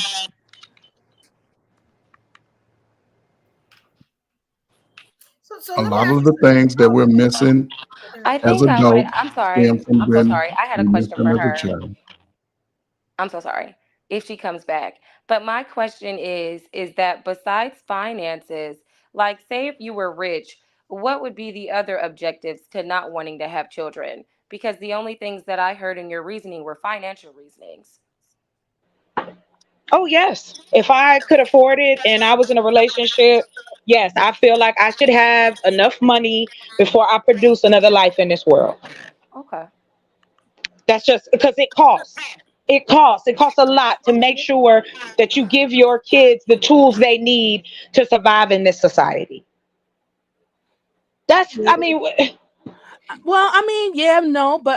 compared to now to then, okay, women are having 14 kids, 9 kids, surrounded by little people, and they've done just fine. There are aunts, there are uncles, there are family members. So, yes, don't have more than what you probably can't have. If you want to have 1 or 2, then that's cool. But it really doesn't take it it doesn't take a whole bunch to raise children. I mean, if you want them to have a particular lifestyle, that's on you. If you want them in Gucci and things, but it really doesn't take that much. It really is about teaching them how to be good adults in society, and that comes for free. That's not money. It's funny. What are the tools? If I could just add a tip of advice, in this conversation, we've spoke to the root of the problem. The root of the problem is us. It's us. We are the problem. Thank you. Let me ask you something. You see this right here? This has been my whole thing. And I'm gonna be honest, y'all don't think it's like over for us? Like it don't matter what we want? Because you gotta think about it. You get what I'm saying? Technically, Gen Z, it's their time now. Like I'm just saying, because that's what I be thinking sometimes. You know what I'm saying? I kind of got like a Gen Z mindset almost. Because I'm like, I feel like a man 30 years. You know what I'm saying? And I don't care about no title. You know what I'm saying? Just where you at, son, when I need you. Like, and I'm okay with that. You know what I'm saying? Like I told y'all before, I got 2 wedding rings, and I probably had them for the rest of my life and never get married. You get what I'm saying? Just the other day, I was going for a record. You know what I'm saying? It's just like I'm okay with that. As long as I'm around, I can spend time with you. Marriage is like something that if it comes, it comes. If it doesn't, it doesn't. Like a lot of people are starting to develop that mindset. Like when we talk about grandma and grandpa, I really think grandma was a slave. She was codependent on grandpa. And I feel like grandpa was a 304. You know what I'm saying? A highly publicized 304, you got what I'm saying, that couldn't keep it home. You got what I'm saying? How many hats did that brother wear? And we had a lot of granddaddies like that, and grandpas like that. I would just hold on. That are powerhouses. Really? Hold on, y'all. I would just now, like to call. We are women that are powerhouses. Like, if not, I make probably more money than the men that I'm ever going to date. You get what I'm saying? Like, we don't, and I'm not going to say we don't need men, because we all need each other. But if I have to go on with my life without you, sir, I think I'm gonna be all right. You know what I'm saying? I put that work in 12 years on my job. I'm gonna be all right. You know what I'm saying? Okay. And hold on. I just wanna point out, when I made a reference to the fact that you look back with your expectational view on the past, you laughed me off and said, she just did the same thing, and you did the same thing. Where's the base in that? So if you're the only person that can look back to assign value on situations, this is not a fair discussion. That's what I keep trying to bring to the focus. We are the problem. We are looking at each other and we're asking each other these things to make an assessment on a whole conglomerate of people when we ourselves are individuals. Why can't we discuss what we would do to be the change? Why do we always have to ensure that it's somebody else's fault? I think a part of being like a part of having an effective solution is figuring out where the problems are and where they lie. If you can't diagnose where the problems are coming from or direct them solely at something, then how can you expect to come up with effective resolutions when we're still trying to figure out where the problems are and who they're with? I think this is a part of the homework. Like I think it just goes hand in hand. But we definitely need to talk about it. I don't know if we some of us don't blame, some of us don't. You know what I'm saying? It might sound like that. This is great to talk about it, though, because somebody is going to pick this conversation up, regardless of where they are, and it's going to help them. You get what I'm saying? Even if some of us are set in our ways. So it does, trust me, these conversations help. It helps to see people that look like us talk about these situations. You get what I'm saying? And not nonsense like we keep seeing on a lot of these social media apps. So this is very good. Excuse me. I'm sorry, Evolution. I do have a little bit of a lag where I am, so I'm not intentionally trying to interrupt people. Okay, I just want y'all to know.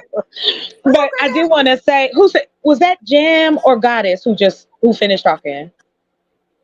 It was Jam and Goddess. So okay, so it was both of them talking. Okay. I want to say that I appreciate. That's why I love coming to these panels, because I know that there are Black women out there like myself who on this, not all, we all agree on the same thing, but we all are trying to carve our way in life that is going to be the best for us, right? We all want some, a segment of us want the best for us as well as our community. And I kind of wanted to answer the question. That's why I was asking who was speaking, because I like when we talk about what we do instead of generalizing everybody, because we know that we don't know everyone. All men don't do this, all women don't do that. We have experiences, every single one of us, and they dictate and help decide who we become as human beings. That's why I said that earlier to you, Trey, about raising a child. No, I can't tell him, oh, this is what men do, life, da da da da. But as a human being, I can give him the characteristics or assess his and help him, be better in that way. And that's what you do in a relationship as well. I taught plenty of my boyfriends how to do shit. I know how to work on a car. My boyfriend didn't even know how to change a tire. So it's like, I didn't know that in the beginning. I'm not going to use that as I ain't going to be with you because you can't change your tire. Well, you can't change it. Move over. I'll do it. And it has nothing to do with being a man or a woman. It's just him and I have each other's back. And it's like, nobody does this cookie cutter shit. No one. It is, I love you and I want to be with you. If it's for finance, if it's for stability, if it's for love and all the others, you are blessed to find it, right? All I'm saying is, for me personally, and I've said it and I'm going to keep saying it, I wanted to see change. So that's what I'm trying to do. I see homeless men that are able to work, but they can't get into a place to stay.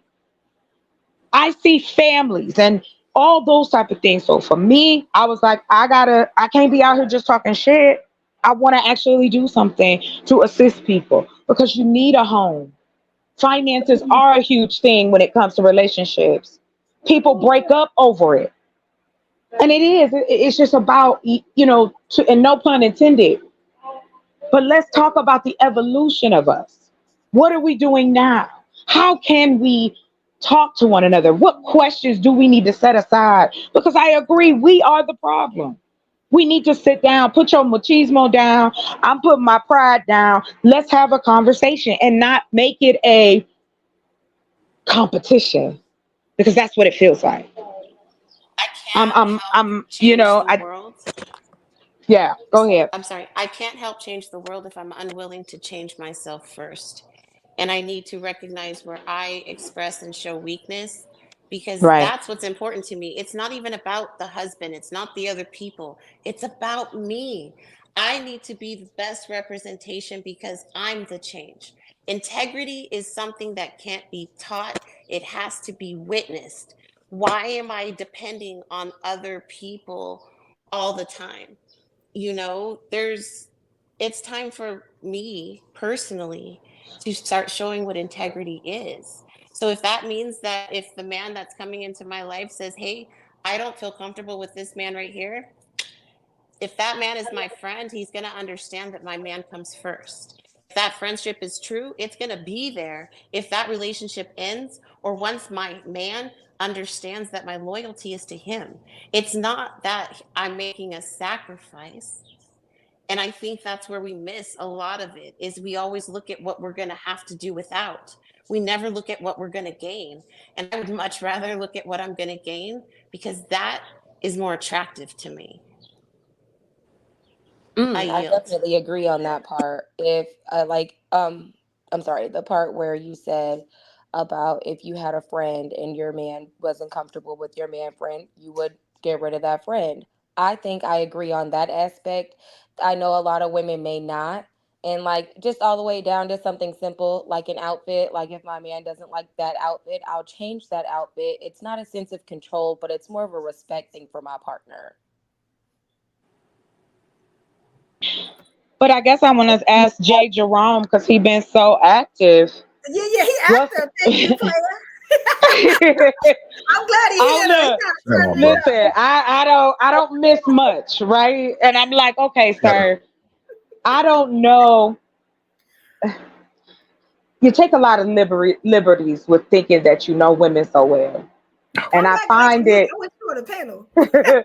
I find it interesting. It is a me-ism talk because I'm talking about me. That's my experience. Right. Shouldn't we talk about ourselves? We watch people talk about shit all the time. On television, on video. We all talk about different shit. So what's the hubbub, bub? It is an issue. We do have things that need to happen. And like I said, I know I can't change everybody. That's not my goal. My goal is try to spread some love and some happiness and some joy because I don't see it. And then it's like, oh, we're not allowed to have that in the relationship too. Let's talk about that part. That's all. Go ahead. You got it. I'm sorry. It's funny that we hear discussions that women are unwilling to hold themselves accountable. Women are always victim blaming, victim shaming themselves. They're doing all of these things, right? You are sitting here on a panel of women willing to hold themselves accountable, and you're finding fault with that. And yet you think we're the problem, sir. Please. Say that. And can I say this? Because I'm all about women empowerment, right? Yeah, we know. Thank you. Yeah, I'm saying I'm Superwoman. If y'all didn't know, evolution, I'm the change that y'all need and y'all want to see. All right. Now I'm just put that disclaimer out there. That's gonna be a good clip later. But this is it. We as women need to know our power. Whether it's in the way we talk, it's the way we look, it's the side eye. You get what I'm saying? It's the motion. Everything about us is powerful. That's why I had this idea to bring all of us sisters together. Now, if y'all think there is women, men also, that's watching this and something ain't moving around in their head and that this is for nothing, oh no. Now, I'm looking at a different thing than y'all looking at. I got 4 different devices running at the same time. I see people coming out. You get what I'm saying? I'm seeing the comments. I can't really, hit on every one of them. Shout out to my Instagram family, my Facebook family. It's a lot of Army for Life. Thank you, Queen Robert, L. Hines. I shout y'all out. Midnight. Thank you, Mama, because she's stuck in the whole show. You get what I'm saying? They see this, and this is helping. You get what I'm saying? Now, I didn't see a lot of accountability on the men. Well, King had it. You get what I'm saying? Trey, we had him halfway. Trey, we gonna get you there. But you know what I'm saying? I got a special place in my heart for Trey. You know what I'm saying? That's Zaddy. We gonna get him there because he started off right.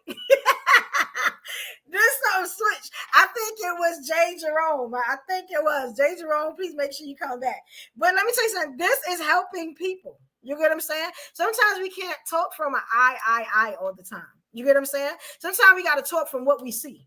You get what I'm saying? And what we think needs to be changed, whether it be right or wrong. You know what I'm saying? Sometimes you have to throw your opinion out there and see who it lands on. You get what I'm saying? Yeah. Who it changes. Because let me tell you something. If people don't understand now how powerful the Black voice is, you get what I'm saying? Whether it's male or female, I'm more into the female thing. You know what I'm saying? But we are powerful people. You get what I'm saying? Exactly, evolution. Like, you know what I'm saying? Like, I believe wholeheartedly in my people. You know what I'm saying? You tell me this show ain't going to change some things. Let me tell you something. The brothers' minds, the sisters' minds, they're going to change. You get what I'm saying?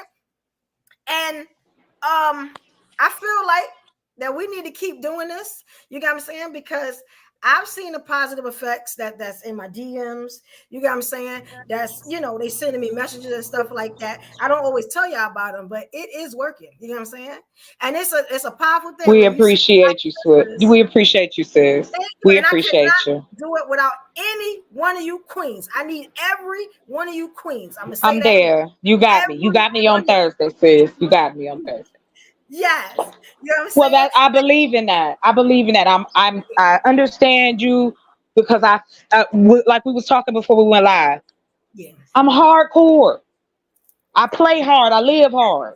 Yes. Like I enjoy life because I was given it, right? And so if I enjoy talking to other women because of course we all grew up with, oh, don't have too many women as your friend. Don't have women around your man. Just silly shit like that. Being raised to not trust each other. Bougie, I love you. Thank you for coming. But it is the truth though. Like I really am like, come on, let's be better, let's do different. Nobody's making us live this way. We can change it. Like you said, Ferg, this is the time. We got information out the ass, and you can find out whatever. You could create you a business. You can start different projects if that's what you want to do. We have the ability to deal with each other from across the world, and we still up here talking about bullshit. Okay. but here's the unique thing about this time is that these conversations are needed because at one point we were married and building family and community. I was never married, Trey. No, listen, I was never married. I ain't even talking to you. I'm like I don't even see you. What I'm saying is, you know that the community space that you talk about that you're trying to build, at one point we were there. And at some point, and I can always refer back to my favorite time, the crack era fucked all that shit up. Even with the feminist movement and public housing, because most of us say, and we go back, man, I lived in the projects. But guess what? Your mother understood the value of that. She made sure, because when I look at the statistics, Burst, if you can go to any state, we were graduating high school at 80%, getting a GED at 18%. That's a 98% approval rating. You could come out of high school and get the same type of job today, making $34,000. Back then, at 18, 19 years old, you can go to the military. A lot of us Gen Xers, they tricked us with the bag to say go to college. We were getting bachelor's, master's, and they PhD. did get us. They did get us. Well, see, everybody seen that like the generation before didn't get tricked. So when we got to this space, when the crack came in, it took the mothers out the home. So now you had young children surviving. And this is where we are for the last 30, 40 years. Our most unique generation of adults, that 21 to 41, you motherfuckers, not saying you, not cussing at you, nobody, but you motherfuckers ain't getting along. Y'all fucking, but ain't nobody building nothing. Exactly. Me. So at some point down that, and this is the gray area of these conversations because it's relatively new. This relatively new, and it goes for both men and women. If I live in Texas and ain't no good women in Texas, and I'm just working at Amazon, I can always relocate.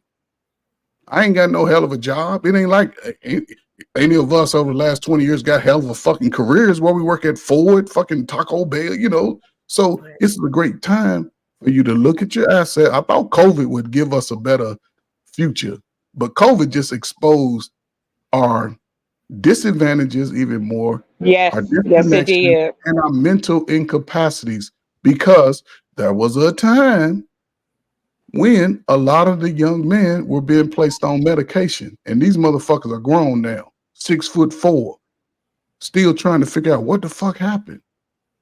It's a lot of brothers just getting out of penitentiaries because of the behaviors they had back in the early mid 80s and 90s. It's some of y'all right now still living in the same neighborhood where the person who might have took your brother out, that protector, that uncle, is still walking around. So it's a trauma on both sides. I'm sorry. I'm gonna forgive you because you really sound like my uncle. So I'm gonna forgive you, okay? Because you keep bringing in statistics, and people are always variable. You know, I do believe that there is value in numbers, right? Yet we're seeing a difference because we, the adults, are raising our kids different. You know, and so still brings back ownership. But if we're always looking back, holding people accountable for a lifetime that was completely different, you're doing them a disservice. There's so many changes. There's so many changes.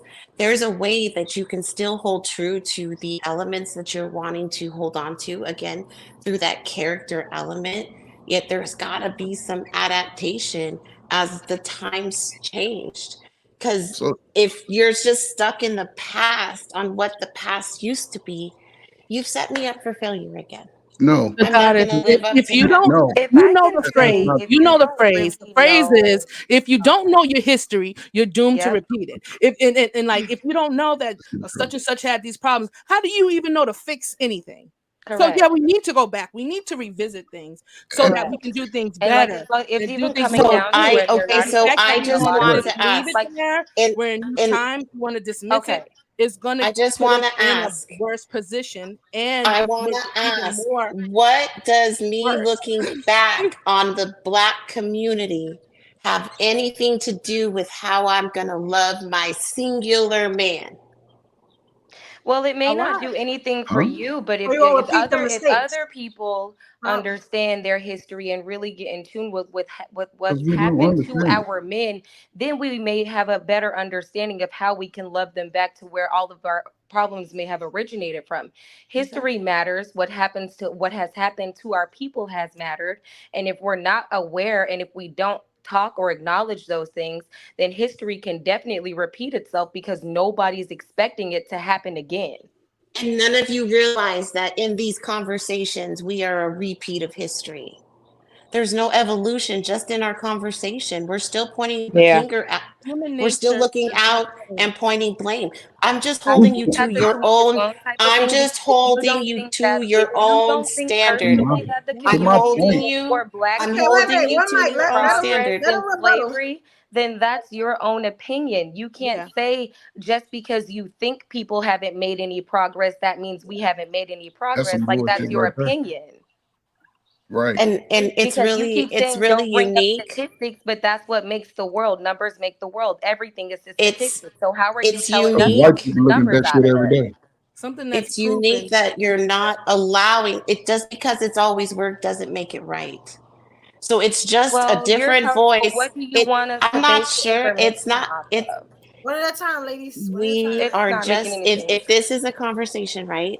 If you notice, I keep bringing it back to self, yet you willingly keep wanting to look out and cast blame. It has So we're nothing to gonna do always about what gonna I be acknowledge at with myself. odds. My own We're personal always self gonna isn't be at how I'm giving back odds. to the Yeah. community, because the Yeah. problems in the community don't But have anything to again, do I with don't think how I I feel agree. about Oh, let him myself. finish, guys. Let him I'm finish. comfortable with me. I'm not comfortable with what's going on in my community. So those are two Exactly. separate things. So what are you talking about right now? I'm I not get trying it. to marry my community. That's what I'm Well, Yeah, but don't talking that's marry what about. your you want community. to Wait, do. I'm Well, wait, that's wait, why we wait. fail. comfortable with Wait a We were minute. talking, That's You're why we we were saying fail. that talking, you need to you know, heal we were yourself Yeah. talking just like about you gain relationships, access to but we your never What talk that about community. mean? ourselves. Like, I don't understand. You're saying because I'm comfortable with myself, because you're not comfortable with you can't do back for your community. That's not the same for me. So, like I said, that's your own opinion. Right. I'm comfortable with me. Where did I say that? The work that I have to do on myself has nothing to do with the work that needs to be done in the community. Yeah. I can still acknowledge those problems while also acknowledging myself. You're saying two things can't be worked on at one time? That sounds Oh, kind of crazy. sweet.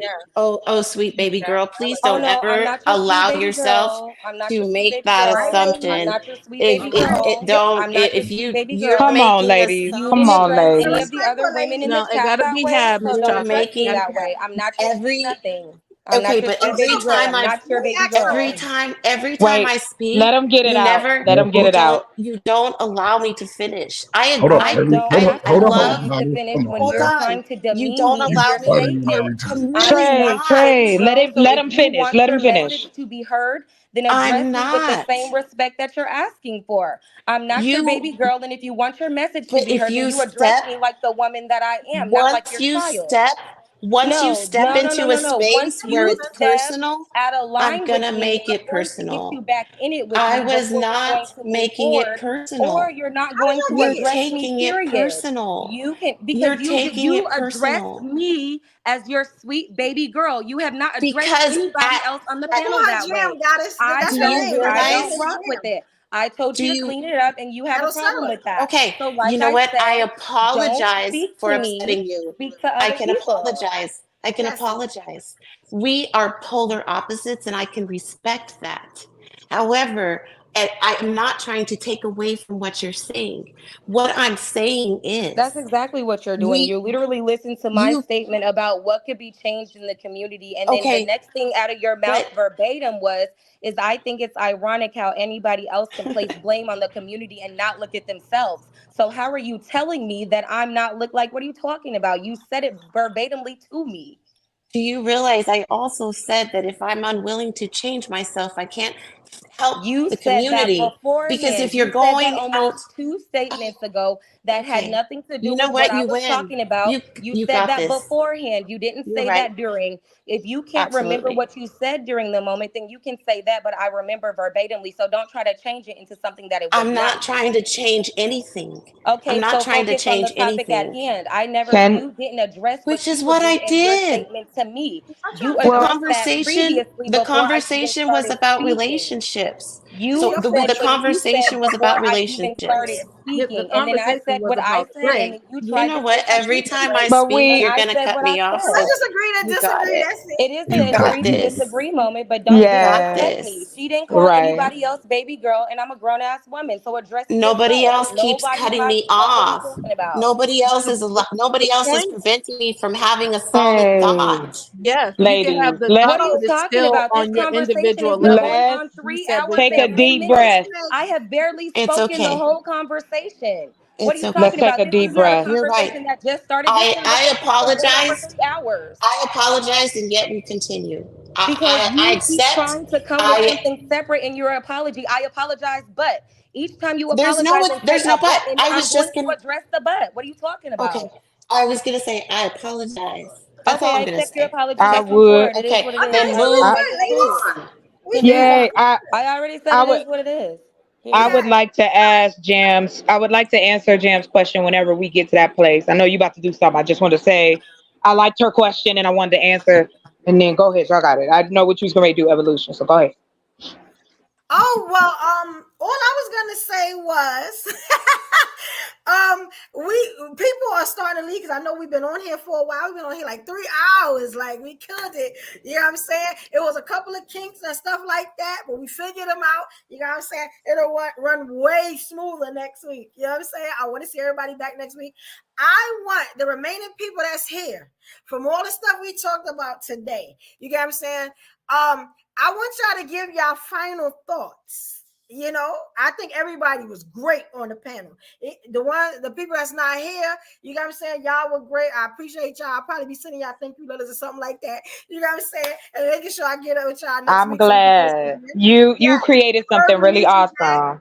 Yes, Jam, that's my sis, so she'll be back. God is my sis. All y'all are my sisters. Stephanie, man, listen. Stephanie, stop cooking. You know what I'm saying? She went and got pretty funky. Right. She said that. Y'all give it up to Stephanie. I'm gonna have me a soundboy here next week, probably. You know what I'm saying? Get some food. Yeah. You know what I'm saying? Yes, that's what I'm talking about. Yeah. Let's have some fun. Can't we? And I got the Queen chocolate to actually cam up. It has been a great night. That's what you call me. And she's beautiful. This is a beautiful thing, right? I love it. I loved it. Okay, smile. I love when conversations get feisty like that. So I really had I had no emotion, no upset, no nothing. We are just on opposite ends. And once I recognize we're on opposite ends, it's just content. It's just different ideas. And I love it. So we're good. And wait. I want y'all to give your final thoughts. Trey, I'm going to need you next week. I got to get your information so I can start sending you stuff so I can get you up here next week. You are really good. Like, you know what I'm saying? I like what you did here. Mr. King, he ain't here. I'm going to holler at him over Instagram. You know, my people on Instagram, I appreciate y'all. We're going to do the final thoughts. If you have final thoughts, whether you're on Facebook, Instagram, please put them in the chat. I will see it and I'll add it to the stream later because I got a lot of editing to do, but I'll add it to the stream later. You get what I'm saying? Okay, so I'm gonna play my video. And there's one more thing. I guess I'll say it once I do my final thought. So y'all ready for the final thoughts, guys? Yay! I'll be so hype about this little video. Here we go. Our final thoughts are called Dear Ladies. So here we go.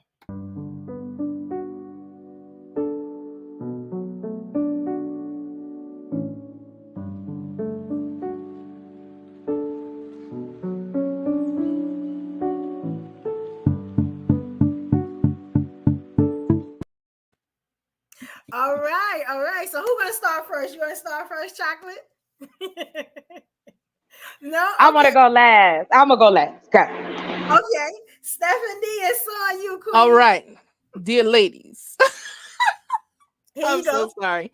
Okay, what I learned today is just be the change you want to see, for real. Let's stop talking about it and actually be about it. You know, like stop competing with the young folks. We have aged out. You know what I'm saying? And just accept it. Okay, let's start teaching the younger people and inspiring them, not beating down on them, but as Chocolate said, like let's be pleasant so that they'll be like, wow, there's something to relationships, there's something to marriage that looks attractive that I want to be a part of and share my life with someone. So definitely be the change that you want to see. For the people that want to be for the community, please step in front. Let us just go, okay? And those that don't want to be out there, and just want to focus on yourself, like that's fine. But I'm gonna be out there. This is why I'm on YouTube. This is why I have a public platform, is to really be a spearhead and be out there and talk to things that people they don't want to talk to or lost hope in, and just inspire people, because we do need inspiration. There's lots of crazy things going on in the world, and just trying to be a positive voice and example in these days and times is my focus. So let's be that change we want to see.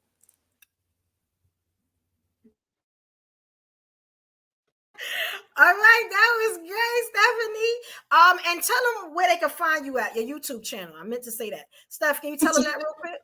All right, everybody. My name across platforms is The Wife School Podcast, and I'm on TikTok, Instagram, YouTube, Facebook, IG. That's Instagram. Yeah, Instagram. I'll say IG, but you can find me there. It's just exactly how it's spelled, where we focus on femininity, and also that is your superpower, and that you're a wife before you enter into a marriage. So, thank you. Yes, okay. Guys, when y'all get your final thoughts, make sure they know where to find you at on all platforms. Thank you, Stephanie. That was good.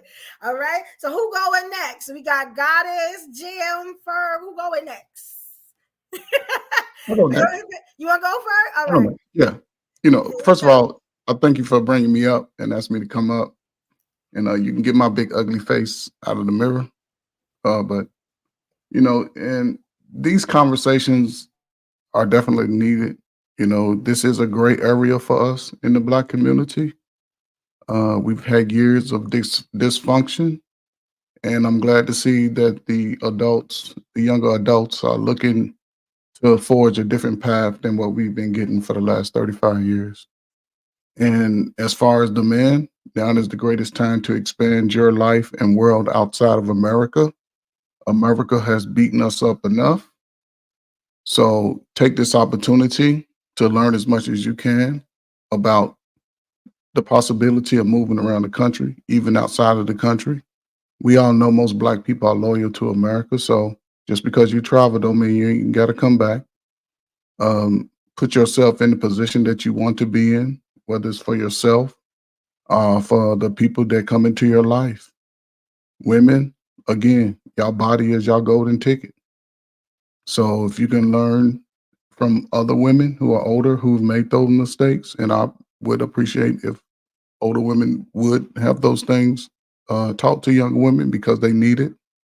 We can't have them taking on a mindset that, they're just going to say elf trying to build and just be independent. It doesn't work like that. The immigrants are coming, y'all, whether y'all believe it or not, whether y'all see it or not. While we sitting here arguing about what we ain't gonna do to help each other, they sneaking right in on you. All these jobs that they shipped overseas, they coming back to America. Not for you, for them new ones. They coming in for them. So if you want different, now's the time to start looking at your future and locking everything down for yourself, so you can prepare your family, yourself, and those that are going to come years after you for a better way. Because this way is not working. And right now we stepping in quicksand where everybody else is running. So we just got to do better, continue to have these hard conversations, Everybody hold each other accountable. Men hold men accountable. Women hold women accountable. And everybody has to hold the children accountable. So, Evolution, appreciate you. I thank you. You can find me roaming around the YouTube streets on Black Men Unfiltered on Wednesdays on the 1-at-1 Sports Show. Also, with a little encouragement from others, I'll be starting my own page, and that's at Trey Ferg, the player coach. Sometime I'm the player, sometime I'm the coach. And it's going to be covering various topics on trying to just be better. Put yourself in positions as me, 56 years old, retired, ain't got to do shit. I get everything that people want, but it takes work. I just didn't do it in a couple of days. It took years. So if you put in the work, everything you want will come to fruition. But you got to put in the work. You can't talk about it. So with that, I thank my cousin, Jesus, and the head of me, my God. So thank you.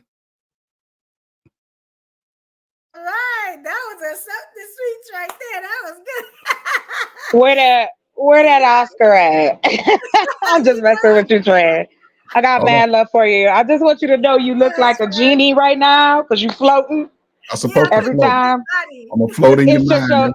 It's your chain. It's your chain. The rest of your life. Here's you'll see this. Represent for the light-skinned brothers. Y'all was in the 90s. Y'all was in the 90s. We never been out of style. Y'all be back. Y'all be back. We ain't never been out of style. Yes, y'all have. All right, we gonna move on. Jam, you ready, Jam? Is Jam still there? There you go. All right, here you go, Jam. It's kind of hard to top that one. The bar is set. Okay, no, but here you go. Thank you for bringing me up. I definitely say continue to have challenging. Excuse me. I definitely say continue to have challenging conversations because they're needed. If you are making a difference, be that difference. Continue to be the difference that you want to see. If people can't get with your campaign, if people are being negative, if they don't have anything to contribute to it, everybody can't grow, everybody can't go, but that doesn't stop the mission. Okay. Definitely continue to be proactive so you don't have to be reactive. Stop having frivolous sex. Get to know a person if you want to be with that person, but most importantly, get to know yourself first. Heal from the things that contribute to you as a person that may not be in your best or forthcoming. So that way, other people don't have to heal from getting to know you. And maybe that could be a step in the right direction. If you are free spirited, have a balance. So that way, you're not too free spirited to where you've lost complete direction. Structure is important. So if you have a good influence in your life, ask for advice, ask for help. If you need a safe space, definitely find one. And just continue to be the great people that you are. The end. All right. And where can they find you, Jam? Okay. I'm only on Instagram. I'm Jam there. 1J, 8 A's, 1 M. All the dramatics included. I know that's right. Yes. All right. Yeah. All right. We're doing great. All right. Next up, we got Goddess. You ready, Goddess? I am. All right, here we go. Dear ladies, never be afraid to be the voice that's different in the room. It doesn't mean that you're arguing. It just means that you're challenging perspectives. It's very important that we give people the option to make choices. It's not about a competition. We all come with our own experiences and our own set of wisdoms. It's important that we have these conversations as shared. However, it's also important that we take some time to do some self-reflection because we're missing our opportunity because we're so focused on the wrong things. And then that's it. I'm sorry, awkward ending, but I am available. I am on all social platforms under Goddess to a Demon. My podcast is currently under construction. I've got a new concept idea I'm working on. Other than that, I am more on Instagram than other platforms. All right, great job. Y'all are doing great with this. All right, and next up, last but not least, I'm gonna go after you, Chocolate. We got the Queen Chocolate. You ready? You know, I stay ready. All right, that's what I'm talking about. Here we go. Dear ladies, have some motherfucking fun in your life. Go outside, go sit in a swing, go get a hug, go get your nails done, whatever you need to do to love who you are. It's hard out here, especially in this society, right? Like there's so many things that you could be doing, so many paths that I've opened up. And I'm proud. I'm a proud Black woman. And there are men I am proud of, Black men. And it has nothing to do, I'm not a pick me, I'm not none of that. You don't want to pick me. I'm going to tell you that up straight. I want to see people have joy in their life, wherever that comes from, so that you can, and peace, so that you can take a moment and see the beauty and the love that's around you. And if you don't have that, go get it. Fight for it so you can have it for yourself. Love yourself, ladies and gentlemen. But to my sisters, love everything about you, from the top of your head down to your ashy feet, if that's the case. And it's okay to be hyped about who you are. It's okay to look in the mirror and be like, I'm a bad one, baby. Because we need to do that. And do that for someone you know. Shit, give somebody a compliment. Give them their flowers before they leave here. Whether they're your friend or your man or your mama, your whatever. Say what's on your mind. Because we live moment to moment. And it can be over in a matter of seconds. So I want to just say shout out to all the ladies on the panel, to the gentlemen on the panel. Mad love, Evolution. Thank you so much for having me. I'm so happy I was able to make it. And I'll be crazy again next Thursday. Where you can reach me, I'm on YouTube, I'm on Instagram, and I'm on TikTok. It's all Chocolate Earth. If you type in Chocolate Earth Foundation, you'll find me. Like I said, not to drag it out too long, I want to see change. And I know that I have to be the first one to make that move if I want to see it. So I look forward to next Thursday, and much love to you all. And I hope y'all have a great week. Thank you. All right. Y'all killed this. This is going to be great because y'all know I'm going to clip all this stuff up and use it for promo. So I got y'all doing stuff strategic. I do this. So now I guess it's my turn. I usually wouldn't put myself on the big screen. I feel like that's a little not humble, you know, but why not? I'm gonna throw myself up there. Y'all ready for this? All right, here we go. Hey, all my social media friends and family, I want to thank you from the bottom of my heart. Tonight was something that I set out to do. You get what I'm saying? And I didn't think I could do, because I've been listening to a lot of the naysayers. When I asked my queens, please support me. I ain't have to ask but one time. Please support me. Please come out. Talk to me. I ain't have to say it but one time. So that shows you the strength and the unity of Black women, the thing that you don't see. The stuff that you won't see, you know, on the TVs, in the magazine, on social media, you know, queens, you know, not even arguing, but disagreeing and still finding a way to come back together, you know what I'm saying, and be in a community. That's all I wanted. I have been so happy tonight, even with all the technical issues. It was still a beautiful show. And every time I look at this show, I'm going to look at the queens that was on this show. I'm going to look at my friends on Instagram. I'm going to look at everybody that left a comment.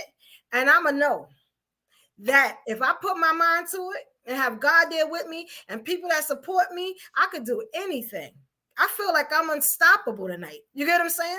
And I appreciate that. And it's nothing special about me. It's the fact that I step out there on faith.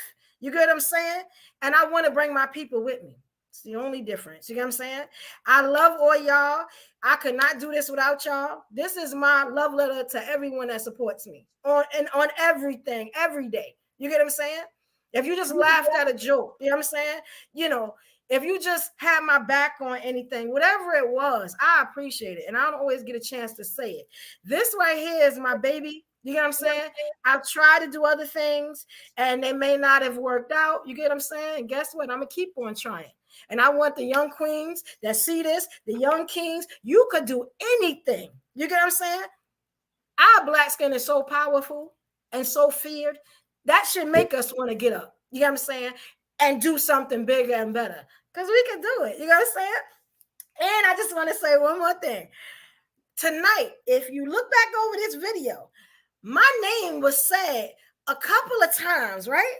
So I decided next week, because for some reason, evolution is always in a conversation. Somebody always said it.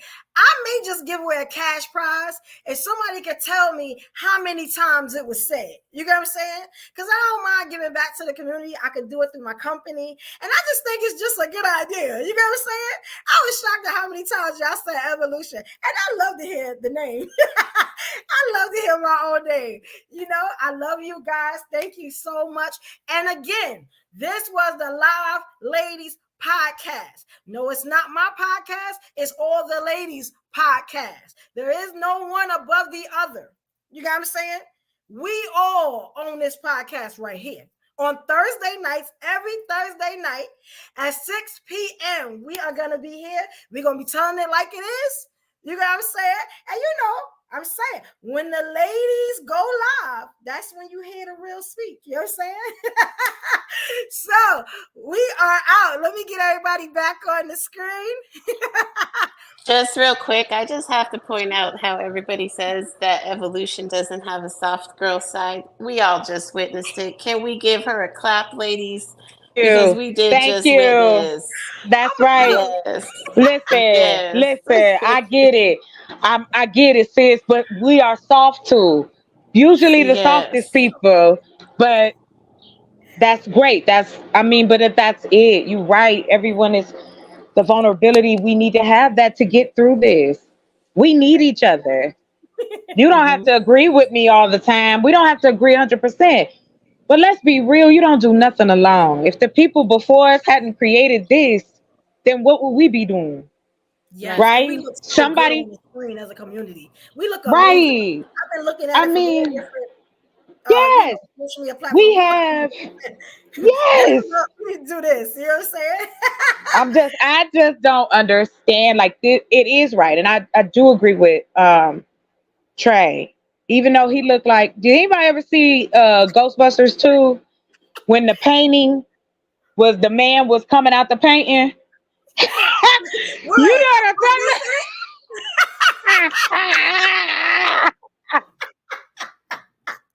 I don't think it was that. He had a nice long wig with a ponytail. Yes, his name was Vigo in the movie. That's what I'm gonna start calling Trey Fred. His name is Vigo now. That is it. But anyway.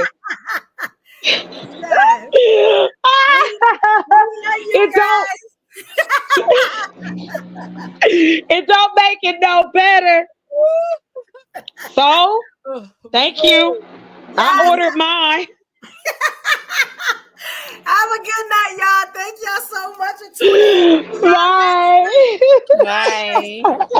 It was so cool talking to y'all. All right, have a good one tonight, ladies. Trey, mad love.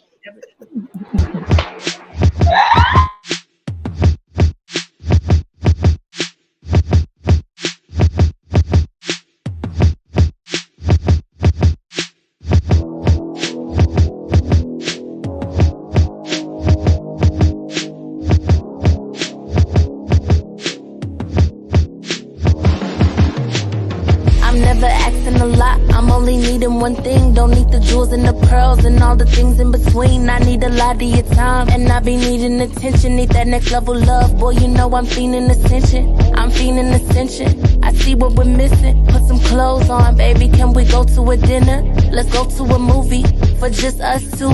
Let's make new memories between me and you. Pills, check. Beat, check. Run up the check, baby. Tell me what's next. Hey, love, check. Fun, check. One-on-one, baby, we needed this. It's a day night. get dressed, let's get dressed, let's. It's a day night, no stress, no stress, no. It's a day night, get dressed, let's get dressed, let's. It's a day night, no stress, no stress, no. Know you needed my time, and I'm needing you too. Fly me out to dinner, reservation for two. I can't even deny, I ain't even gon' lie, that you really got my heart tonight. It's a whole vibe. Tonight it's about us, riding round Billy truck. Know they faces is stuck, unconditional love. Tonight we gon' make some memories, ain't thinking about our enemies. Pop out and we make a scene and drop about 300 beans. Hills, check, beat, check, run up the check, baby, tell me what's next. Hey, love, check, fun, check, one-on-one, baby, we needed this. It's a day night, get dressed, let's get dressed, let's. It's a day night, no stress, no stress, no. It's a day night, get dressed, let's get dressed, let's. It's a day night, no stress, no stress, no.